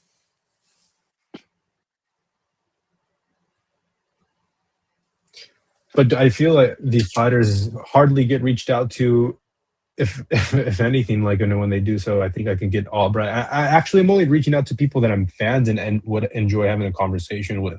I think that's where that's number one, my number one rule. Like, would I enjoy having a conversation with this person? Like, as a fan, as a student of boxing, I think that's where my edge is a little different than others. I'm not trying to get so much.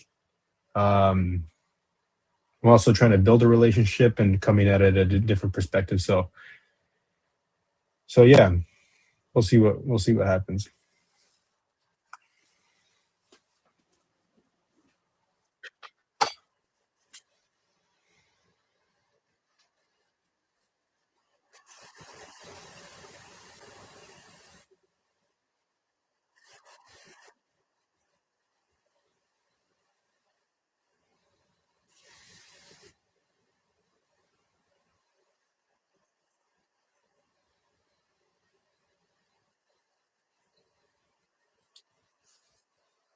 Keyshawn Davis,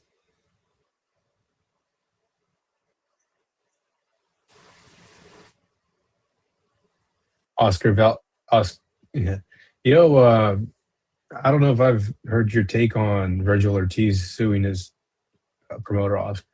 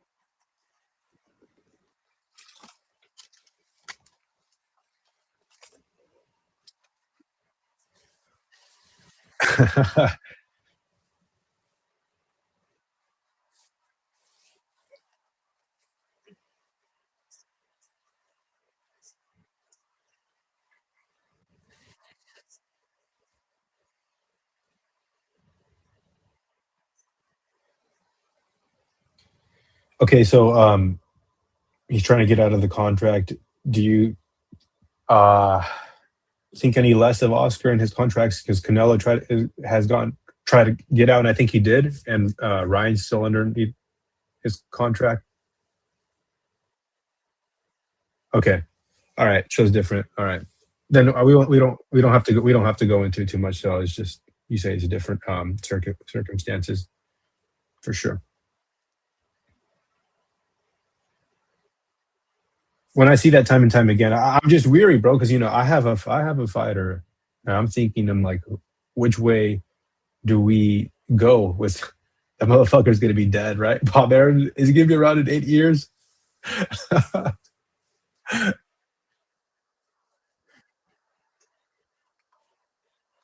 Of Top Rank? Are you sure?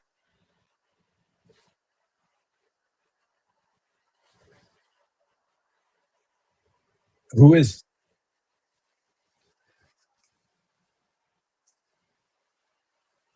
who's that?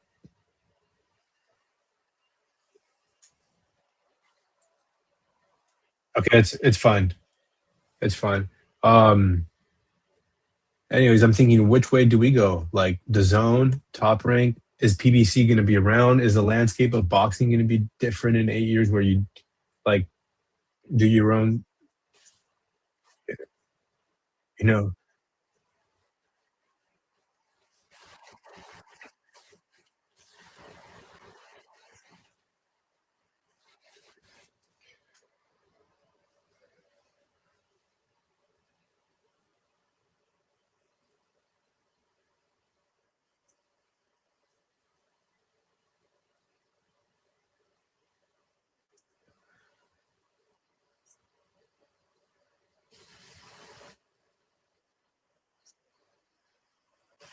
Charles Martin?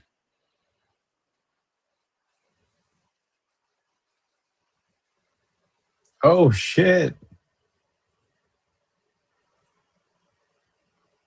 Um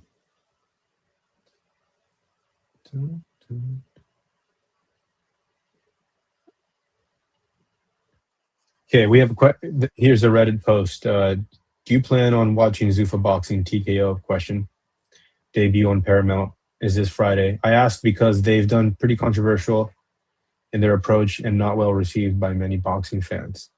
That's the title of the Reddit post. Here's the body. I've written extensively on TKO Zuffa's entrance into the sport and specifically their plan to gut the Ali Act of many of its protections for the fighters and weaken leverage bargaining power of fighters over time. But I'm wondering how many of you will actually be watching the upcoming Zuffa boxing card in the coming months. We'll see, man. I think we'll. Okay.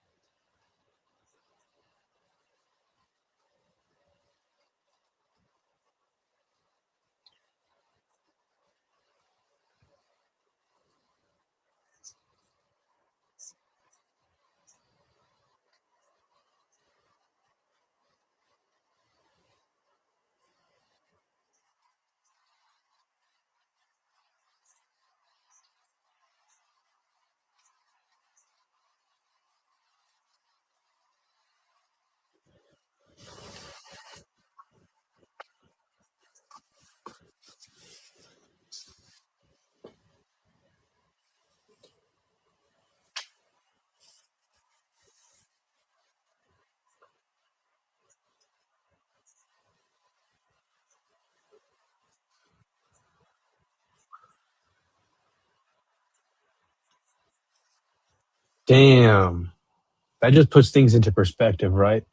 Because you just said 5 years from now. And, as a business, like, you're actually speaking the truth, Jolie. You're not really necessarily thinking of its first and second year. You kind of thinking long ahead, and especially with boxing because it's like it will not be well. I mean, it's not being taken well that what they're doing already.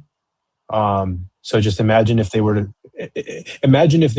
make a even bigger splash. I think they're slowly creeping in their way into it, and if they eventually do make it to where boxing is like the UFC, mind blown. But I don't think that'll ever happen. There's too much money in other people's hands that they're not willing to give up, and just like everything else, people will.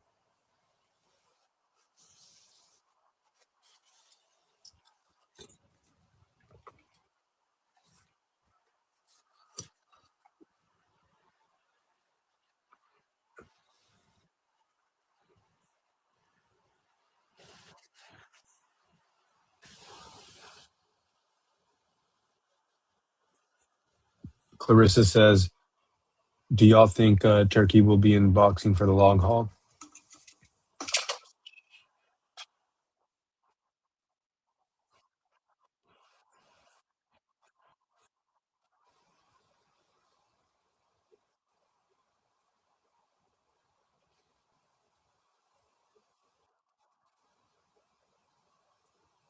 Um, hmm.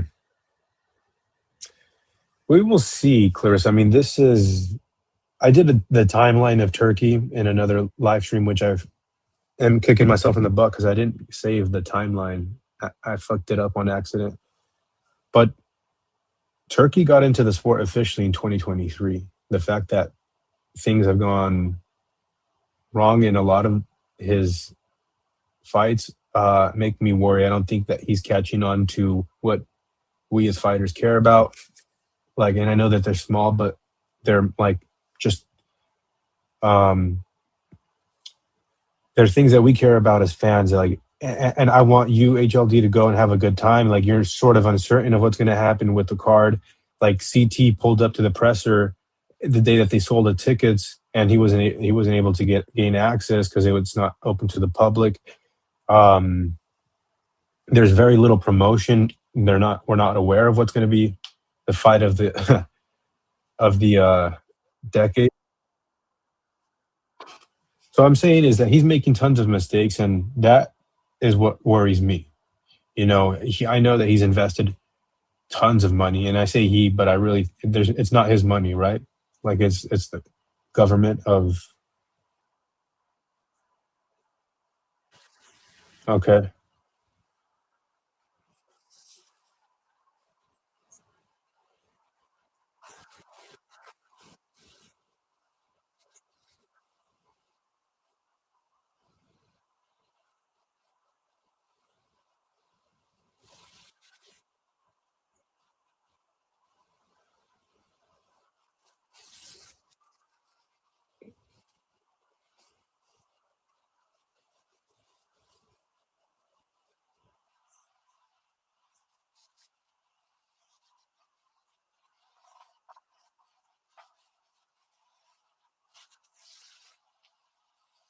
Turkey.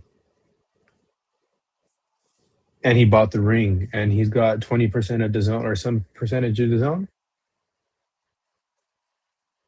Shit, that's a lot of.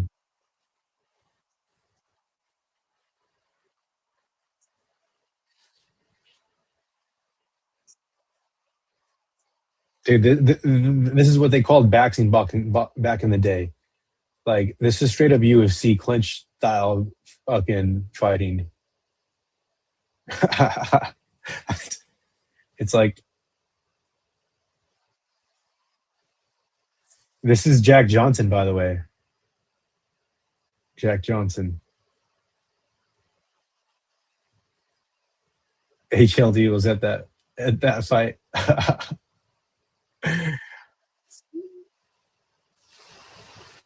This was a little bit of a. This was a weird one, right?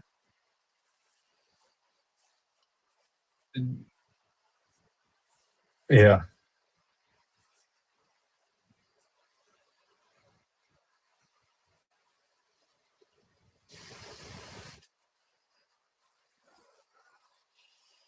Nope.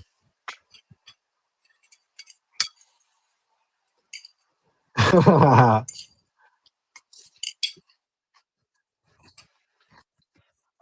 put hands on my best friend, like my brother, because he was trying to drive drunk one day, like after leaving my place.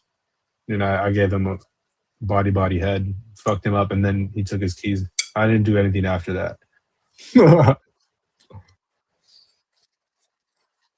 Yeah,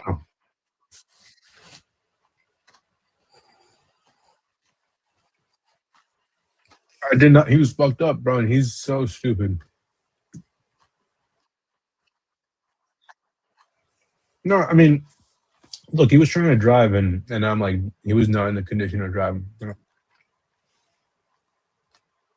don't know.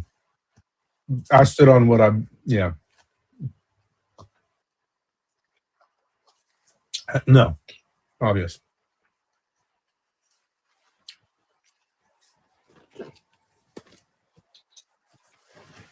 Yeah, big baby Miller against.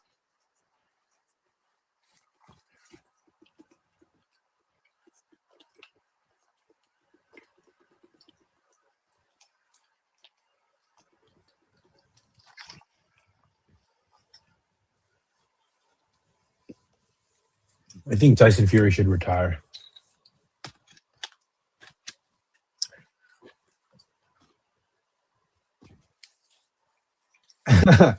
Yeah, they've gone. Yeah, you're right. Like they need to go, bro. We need a new generation. We don't want these same guys taking all the big money bags, bro. Because like boxing, the main event is getting the majority of the purse. So pack these motherfuckers up.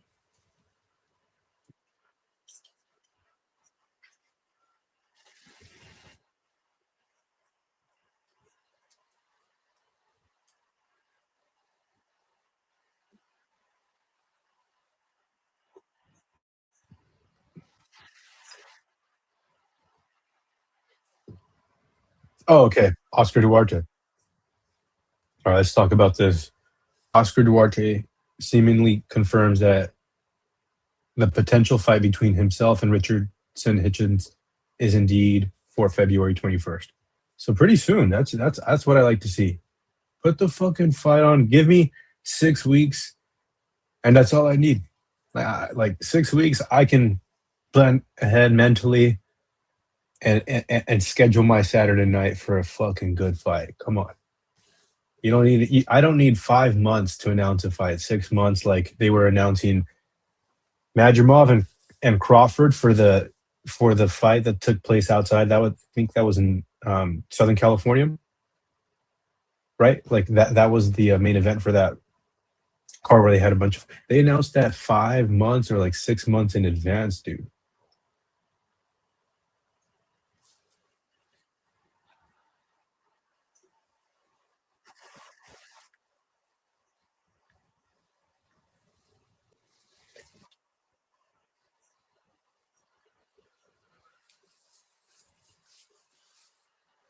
Duarte could be a tough style matchup for Hitchens. The Lemos fight showed me doesn't like pressure. Duarte has limitations which Hitchens can take advantage of, but he won't respect Hitchens' power. Huh.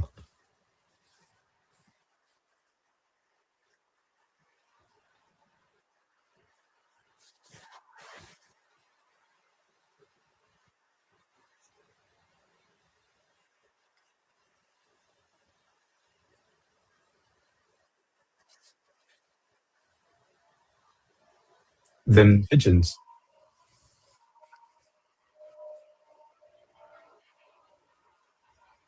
He's a fighter where I'm a little skeptical of steroids, but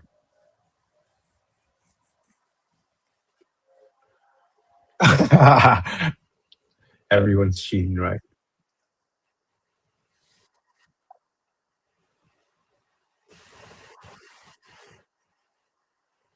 Everybody was on that shit.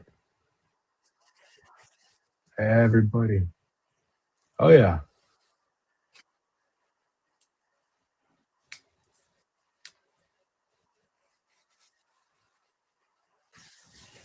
Yeah, man. Not gonna tell me Evander Holyfield was not on some EPO or some fucking on some shit. Hell no, bro. I know, but I'm fucking unbelievable to think that he wasn't on some shit.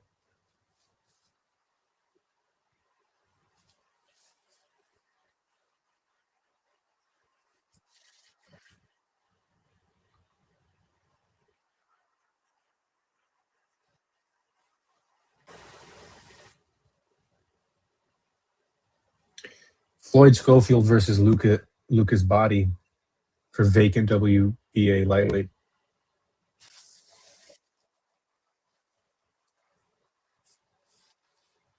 That's a good fight.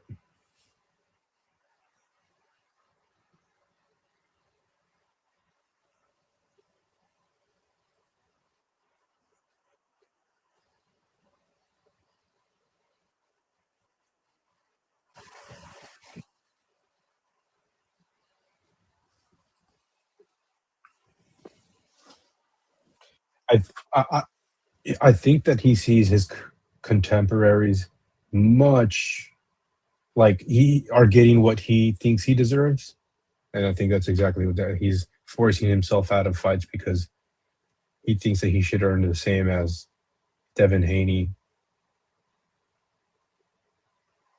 T.O.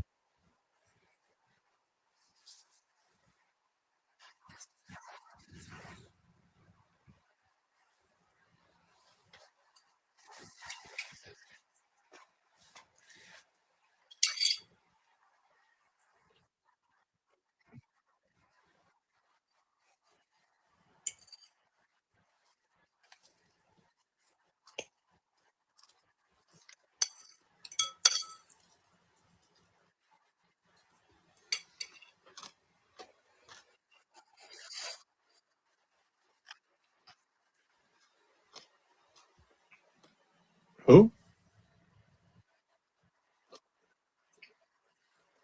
That's a lot of money.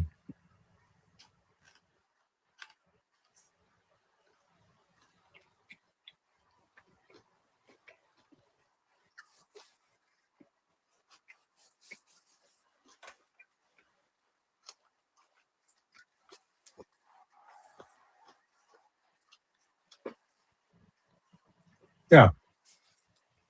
Okay. Then how much are they offering? 5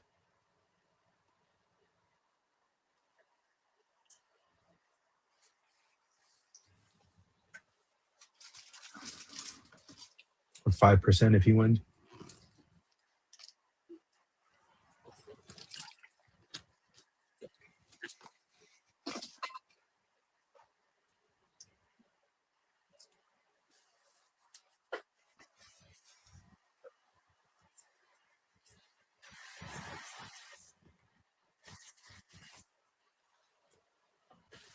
Huh.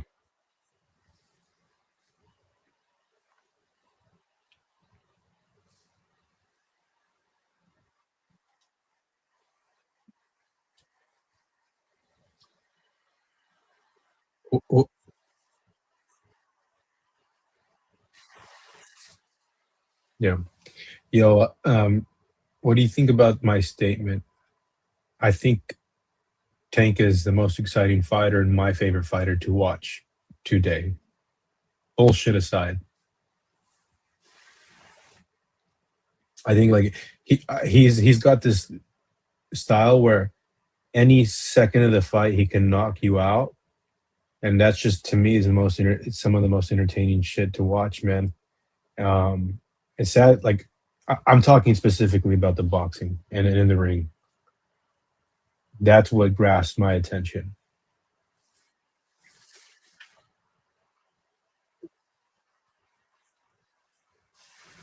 Oh, for real?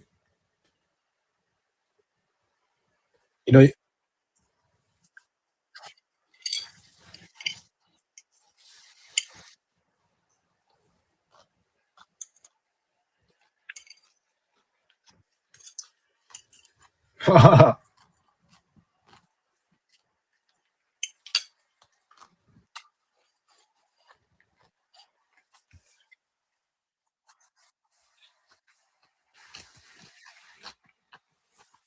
Mm.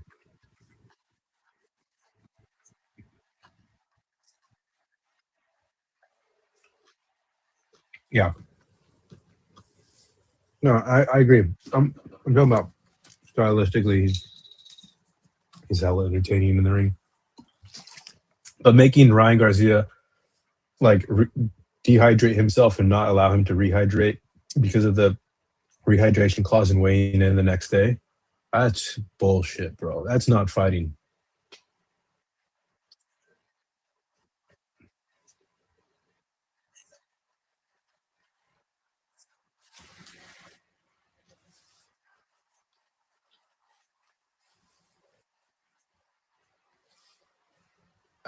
Oscar.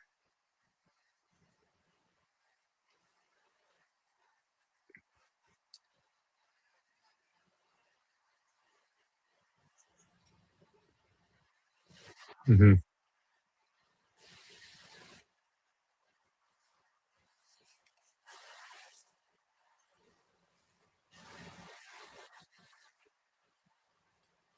Yep.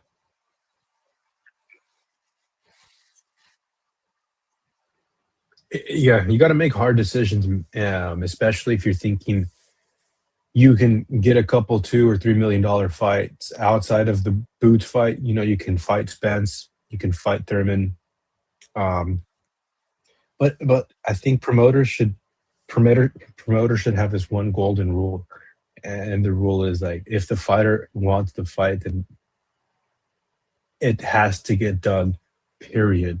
That should be the number one rule because I feel that then we get away with fights not happening in their primes and Anthony Joshua Wilder or Pacquiao and Mayweather and all this all these fantasy boxing is really a fantasy sport, man. You don't see the fights that should happen with all of the fighters in the 35 and 40 pound weight division, but none of them are willing to fight each other. This is a fantasy fucking sport.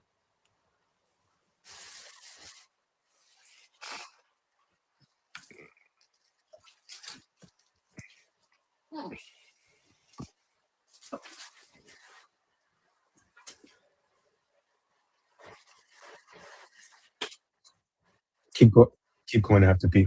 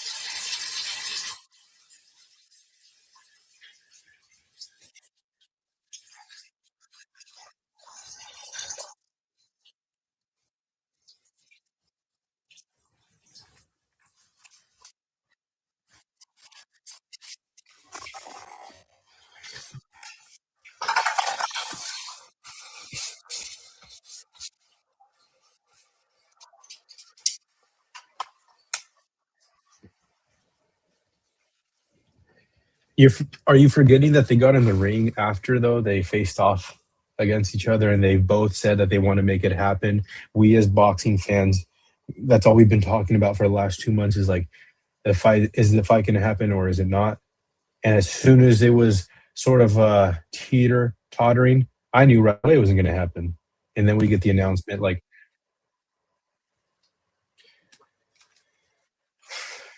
I'm not pointing fingers. I'm not pointing fingers anyway, but I'm just saying this, man. Too many times have fighters tried to line shit up in the ring. We all get excited and it doesn't happen. Like, do you ever think that Tio and Devin are ever gonna scrap?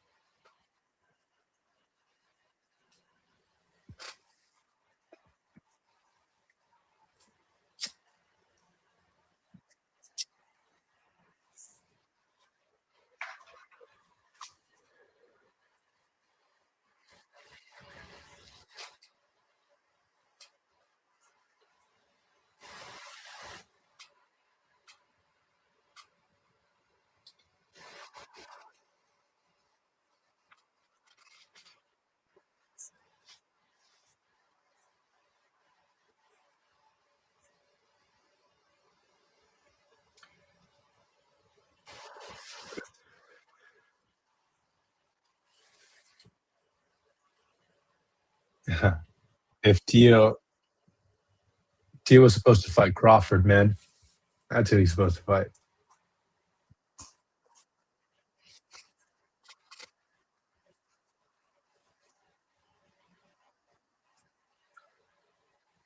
I think he does well against Boots because it like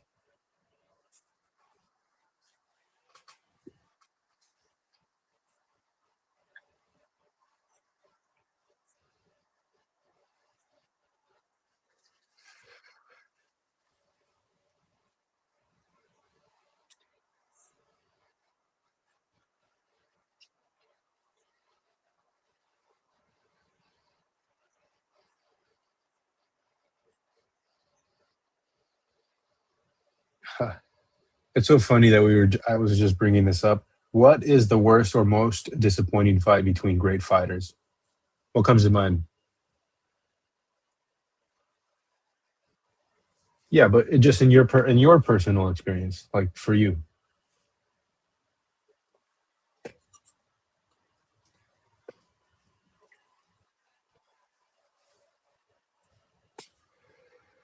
Yeah, Rigo versus Loma. Interesting. I think the third fight between Amanda and Katie. Like I know the first two were wars, but I was hyping up the third like it was going to be stupendous. That shit was basura.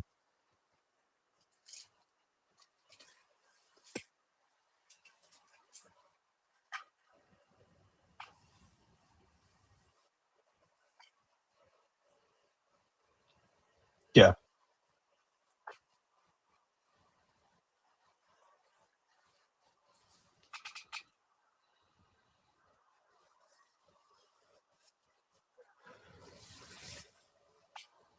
every day I find something new. Sugar Ray Leonard and Durant they fought 3 times.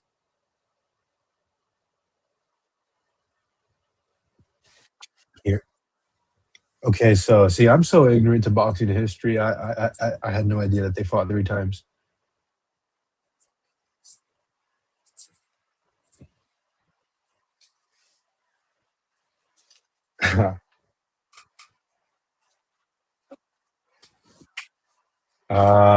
Clarissa. This is also another one that I was also a little not disappointed, but I was just waiting for maybe Beevil to like sit a little bit more. Yeah, yeah, yeah, yeah, yeah, yeah.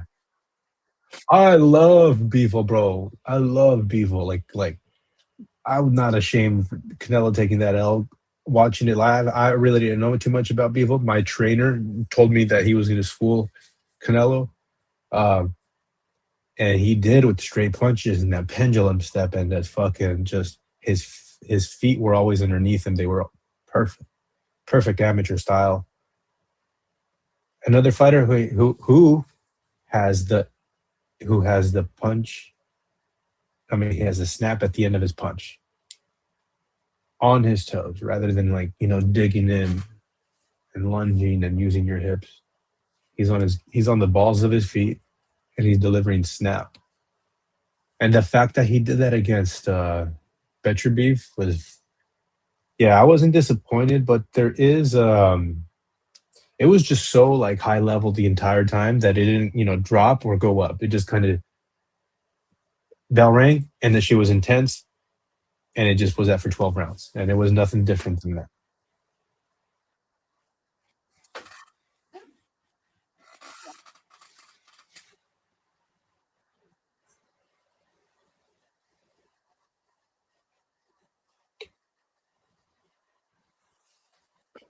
He didn't even allow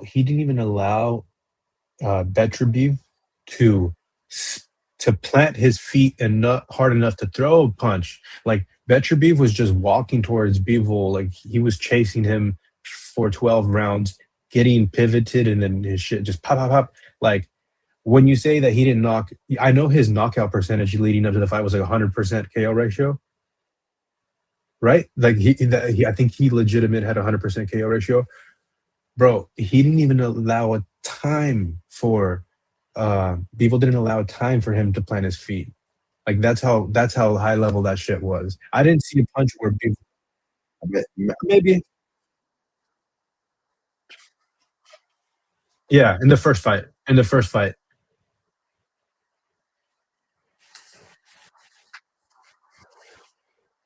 I, who do you think won the first fight?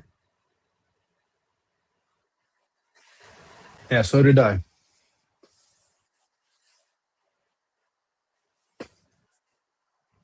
Yo, that fight, yo, I was in Salinas, California, which is kind of like a hood um, agriculture town here in California, bro. I was in a parking lot watching that shit on my phone, the first fight. I didn't want to drive. I didn't want to miss it. Because I was down there. I was cornering my fighter for a fight, and that finished up, and I thought I was gonna be able to get back into uh, town before the fight started, but I pulled it up, and the stream just worked out perfectly. So I just pulled over right there and watched 12 rounds of most technical light heavyweight boxing. Being on your toes for that length of time, 36 minutes against a crusher with all of that pressure that you're having to deal with, on top of that, like landing your hardest shit and rolling underneath the hook that's coming after you landing your hardest punch, that shit is exhausting. And that my hat goes off to people. I thought he won, but they gave it to Vetri Beef. Like I think he was even, if I remember correctly, when they raised his hand, he was surprised himself.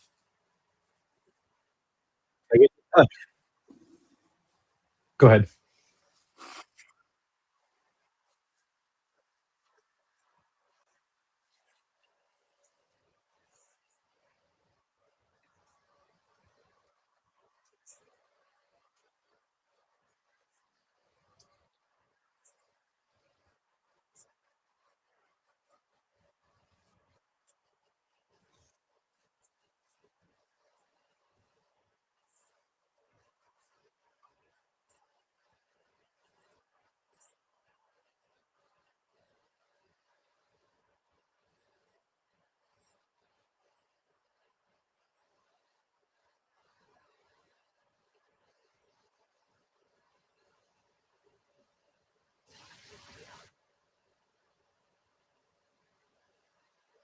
Here we're gonna go to a highlight. We're gonna go to a highlight in the fight.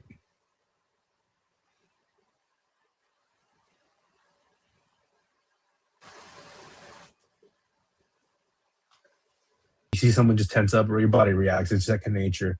That all of that shit is second nature in a fight. Like, and right there, he goes right on.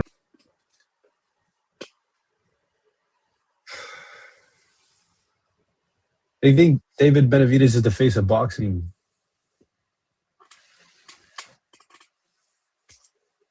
So now HLD, when you're asking me what do those pity powder punches do? Watch what their 3 to 5 mile run daily. Boxers need to run their arms, so you need to have your shit like a cyclist just doing the reps on a bike. You have to do this. Whoa, like dude, I haven't watched this fight on a big screen. Like I said, I just remember watching it on the phone. So, Jesus Christ.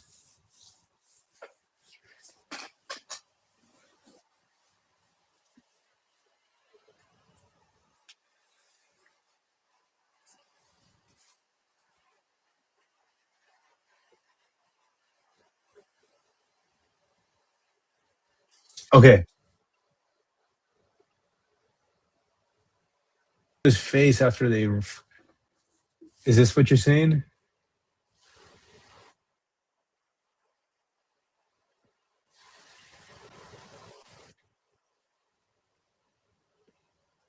Arthur got skills. Arthur has Josue. He's no. Beevel's got the fucking skills, bro. But Arthur is just absolutely relentless. Yeah. Wolverine. Like,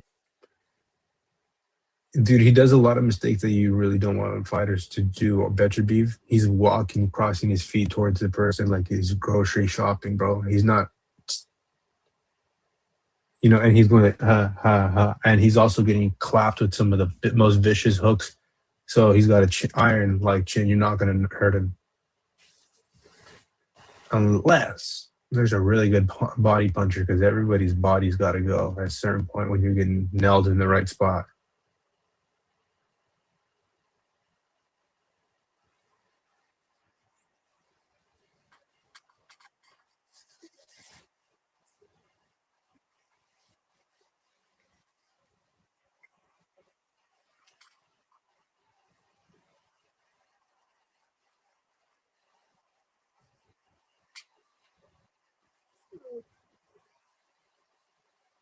Oh shit.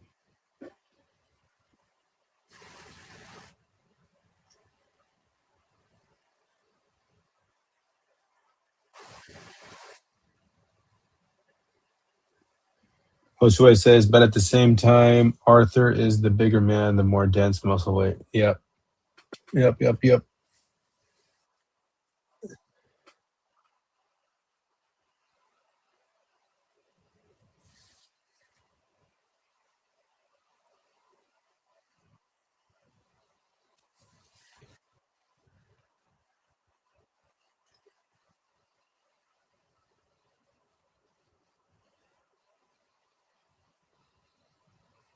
Mill City's was doing Floyd Schofield's senior's interview, right? Bro, yeah. What do you think about?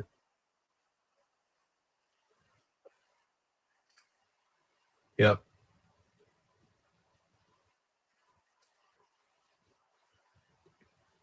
What is he? How do you get on? Like, is it a StreamYard or the platform? Is it like a? How do you get invited on? Or would you?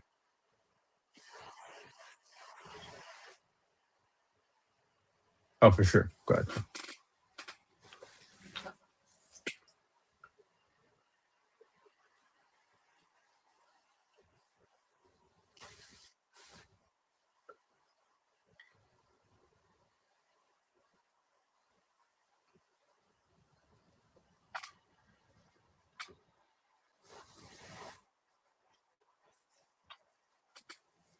No.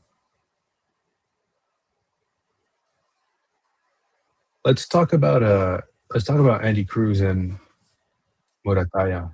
Yeah.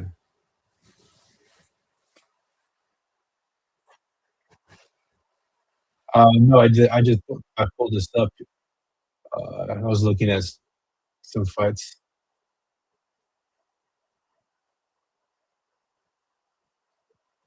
Yeah. Oh, that's so cringe, dude. I don't want that embarrassment. I don't even want it. I don't want that embarrassment.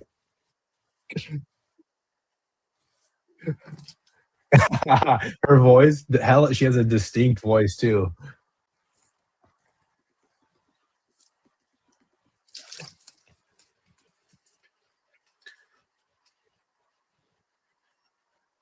Oh,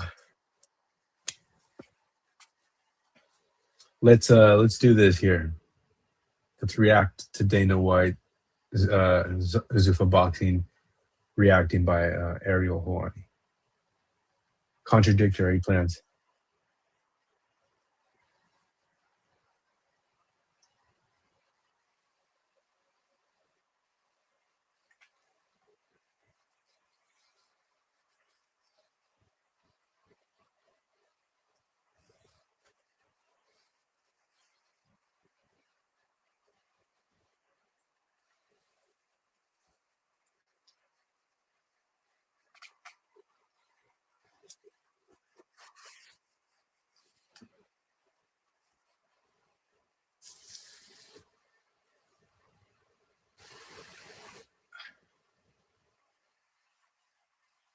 Oh, you can't hear. Okay, well, never mind then. Um,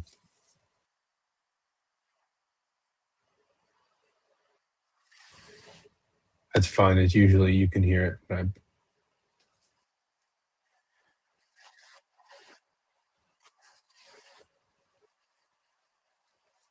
Oh shit. Huh. I could hear it on my end.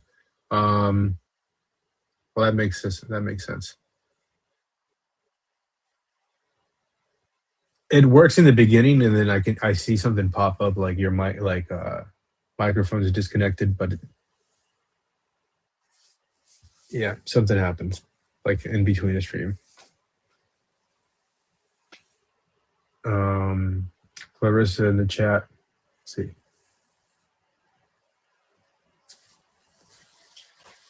Actually, I've been going on for 2 hours and 40 minutes. I think I'm going to wrap it up there, HLD. Early night.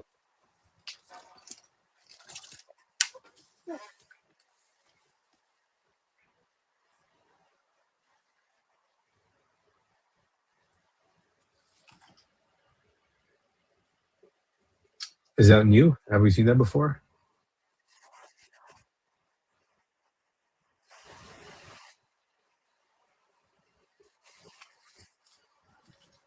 Pull it, send it in the chat. Let's watch it. End on that.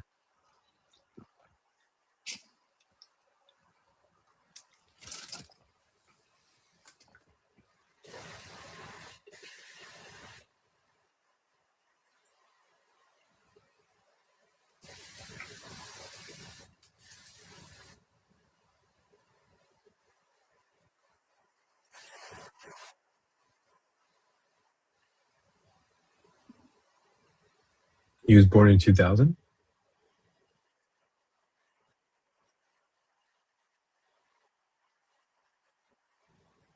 So he was born in 2000. Gio?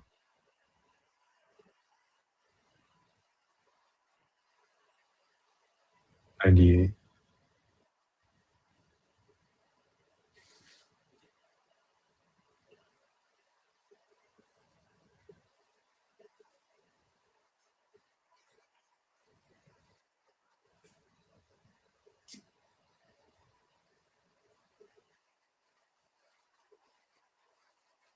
So Tio's 18 here.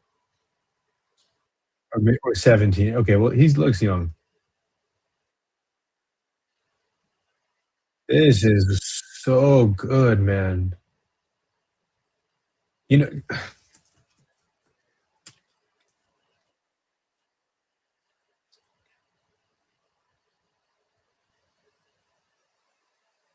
wow. That's amazing, man. Whoever recorded this is like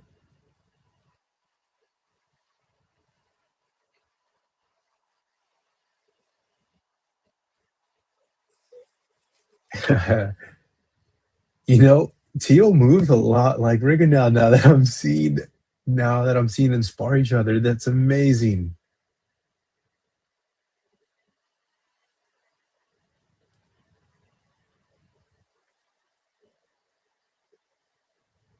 Like that, all of that right there.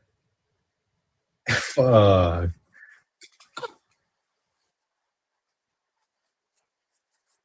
No, he's working with them. He's working with it. I'll tell you exactly what's happening in HLD. Like, I think that it's so difficult because he is such a good amateur. Like, he's gonna touch you, right? But so Regan now doesn't want to like force a fight, um, and so he's just working with the kid as the best that he can.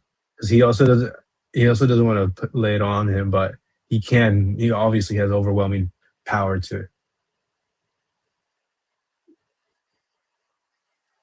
It's hard to spar down. Do you know what I'm saying? Like when you have someone game in front of you and you're taking it easy, it's hard to be like, I'm gonna put 80% on this punch on this power or like 60%, but you're not throwing 100 so it comes back 100%. You know what I'm saying? That's never firing off.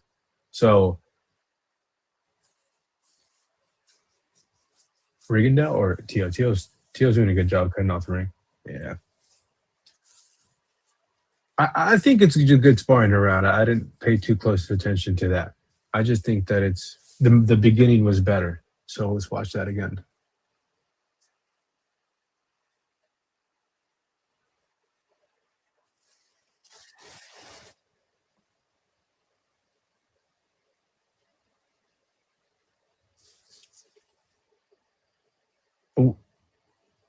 this was so interesting to me because I think that Tio moves a lot like Rigondeaux and has the same mannerisms, like that lead hand where he just kind of uses it as a shield. You know, that's what Tio does. That right there.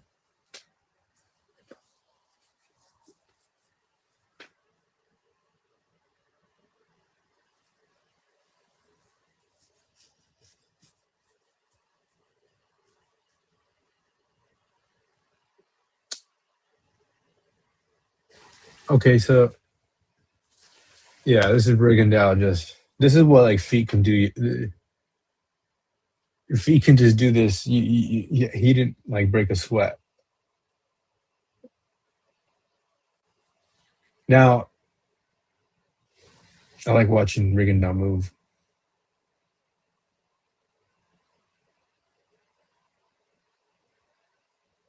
Now he's turning it up. But yeah, yeah. Rigondeaux's working with him.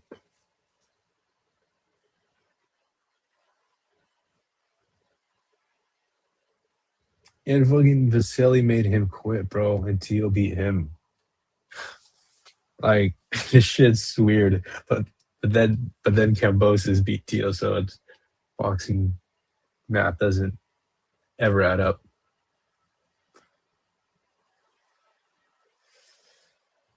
Uh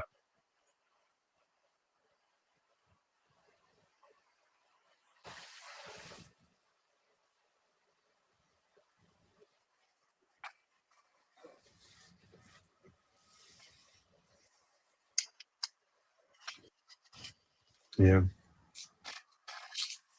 I think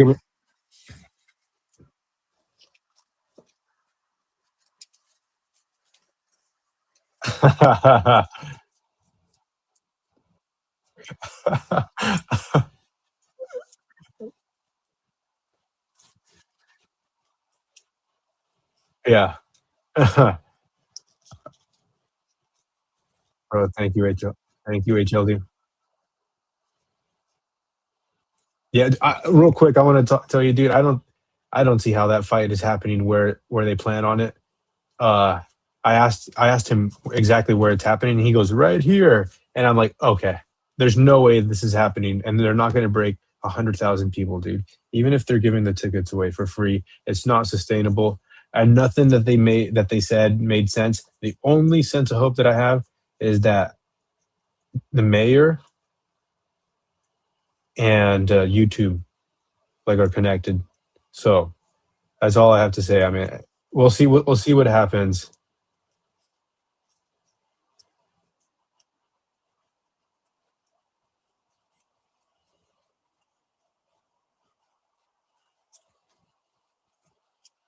Oh yeah, man. I think it definitely for sure sparked a fire, and like you got to be prepared and sort of ready to introduce yourself at all times.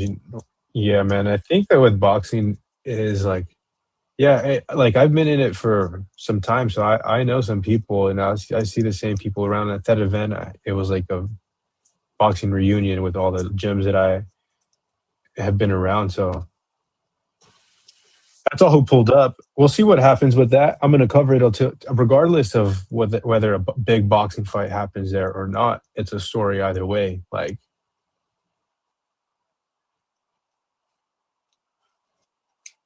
no, if they shit the bed, if like this is a failure, I'm going to cover it from like the inside out. So I think I have a story either way. Do you know what I'm saying? Like, if I have this, but thank you for coming on and talking. Appreciate you, HLD.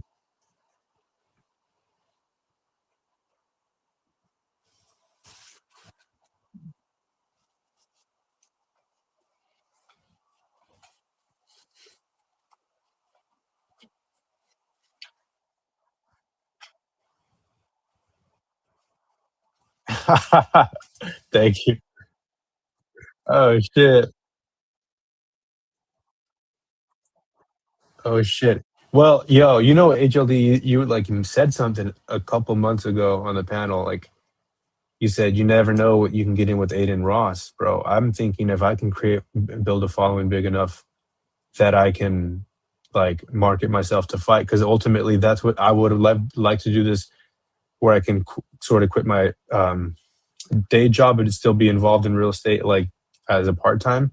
Anyways, I would like to do this full time enough to get a fight. So, anyways, I'm thinking maybe 1 or 2 years ahead as well, bro. Like do you remember saying that at all?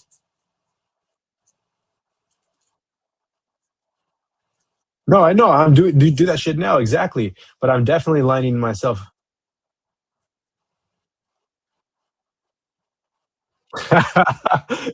Oh shit! Oh shit! Yeah, yeah, yeah. No, I'm there, bro. Because I'm like, I could leverage all of this, and you know what? Even after the fight, I could have an even bigger following. And one thing that I'm trying to do, bro, is I'm trying to like get it from the mud. I'm not trying to go on the way of the boxing voice. Like I will go on Border Wars if it lines up, but I want to like create my path and get my own following. I have this plan that I'm putting together to get my own following. So um Clarissa says, I, and and I have HLD cleaning all of their cocks. Dang,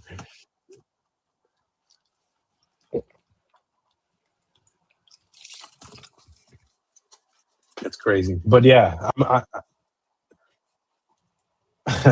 we'll see. All right, we're about to finish up a 3 hour show. I got to wrap it up. HLD.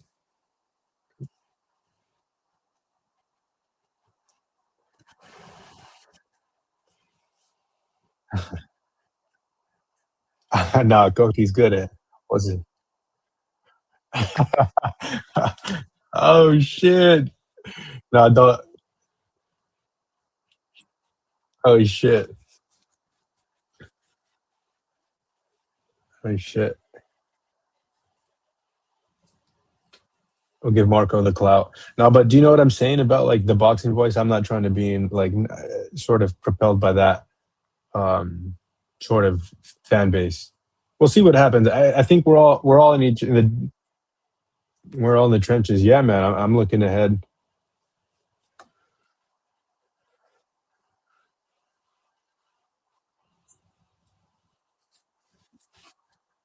Yeah, I'll do it. Yeah.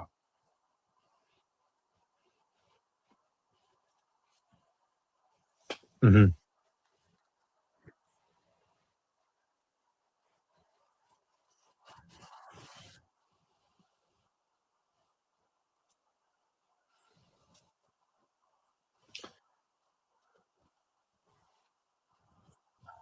Yeah, I'll do that. Dude, I like I said, I definitely have been thinking about that, and I'm like, it like kills two birds with one stone. I get in shape. I'll get in such good shape that like become such healthier and disciplined all around, and I want that. Um, and then two, it's like I have some bucket list. I want to fight again, man. The last time I fought was 5 years ago before COVID, and I feel that like what I went through the last 5 years in boxing, I think I have so much to show, so I have to fight in order for me to. I'll probably go down to like 165.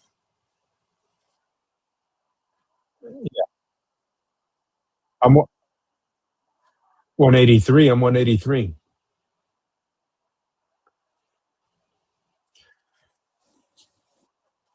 But I've been down. Yeah, I know for sure, bro. Like I'm thinking about it.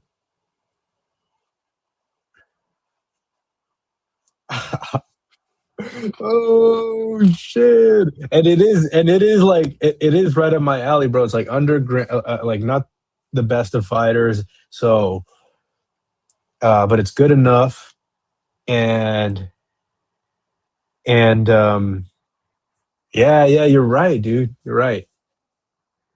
Wait, all right, all right. Let's look at this shit real quick here. Let's look at.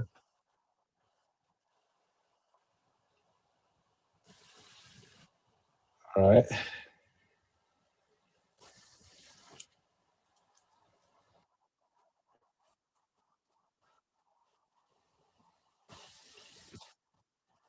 Oh shit, dude. You know what I read? premier boxing event and creator fights. So I'm becoming a content creator. Let's go. Put me in with one of these slouches, dude. Oh my gosh, bro! Fucking, this is the fight that's happening here. I'm gonna pull it up on the screen in just a sec. What the fuck? Yeah, that's what I was about to bring up.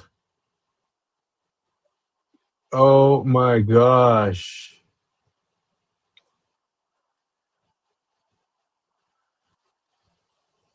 Oh my gosh.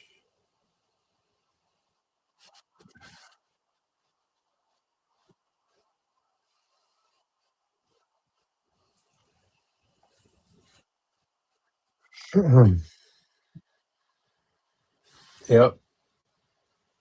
All right. Let's look at the events.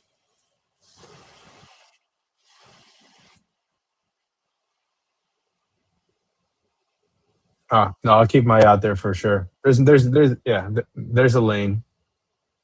There's a lane.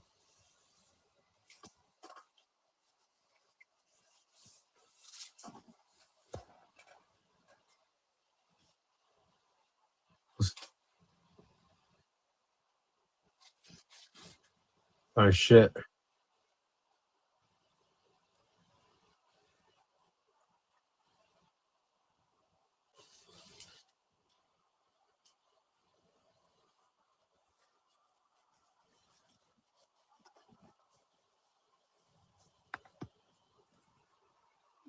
We'll see. We'll see what happens. I have my eye out there. No, I can fight from 65 to 75. Um, in between there. Yeah.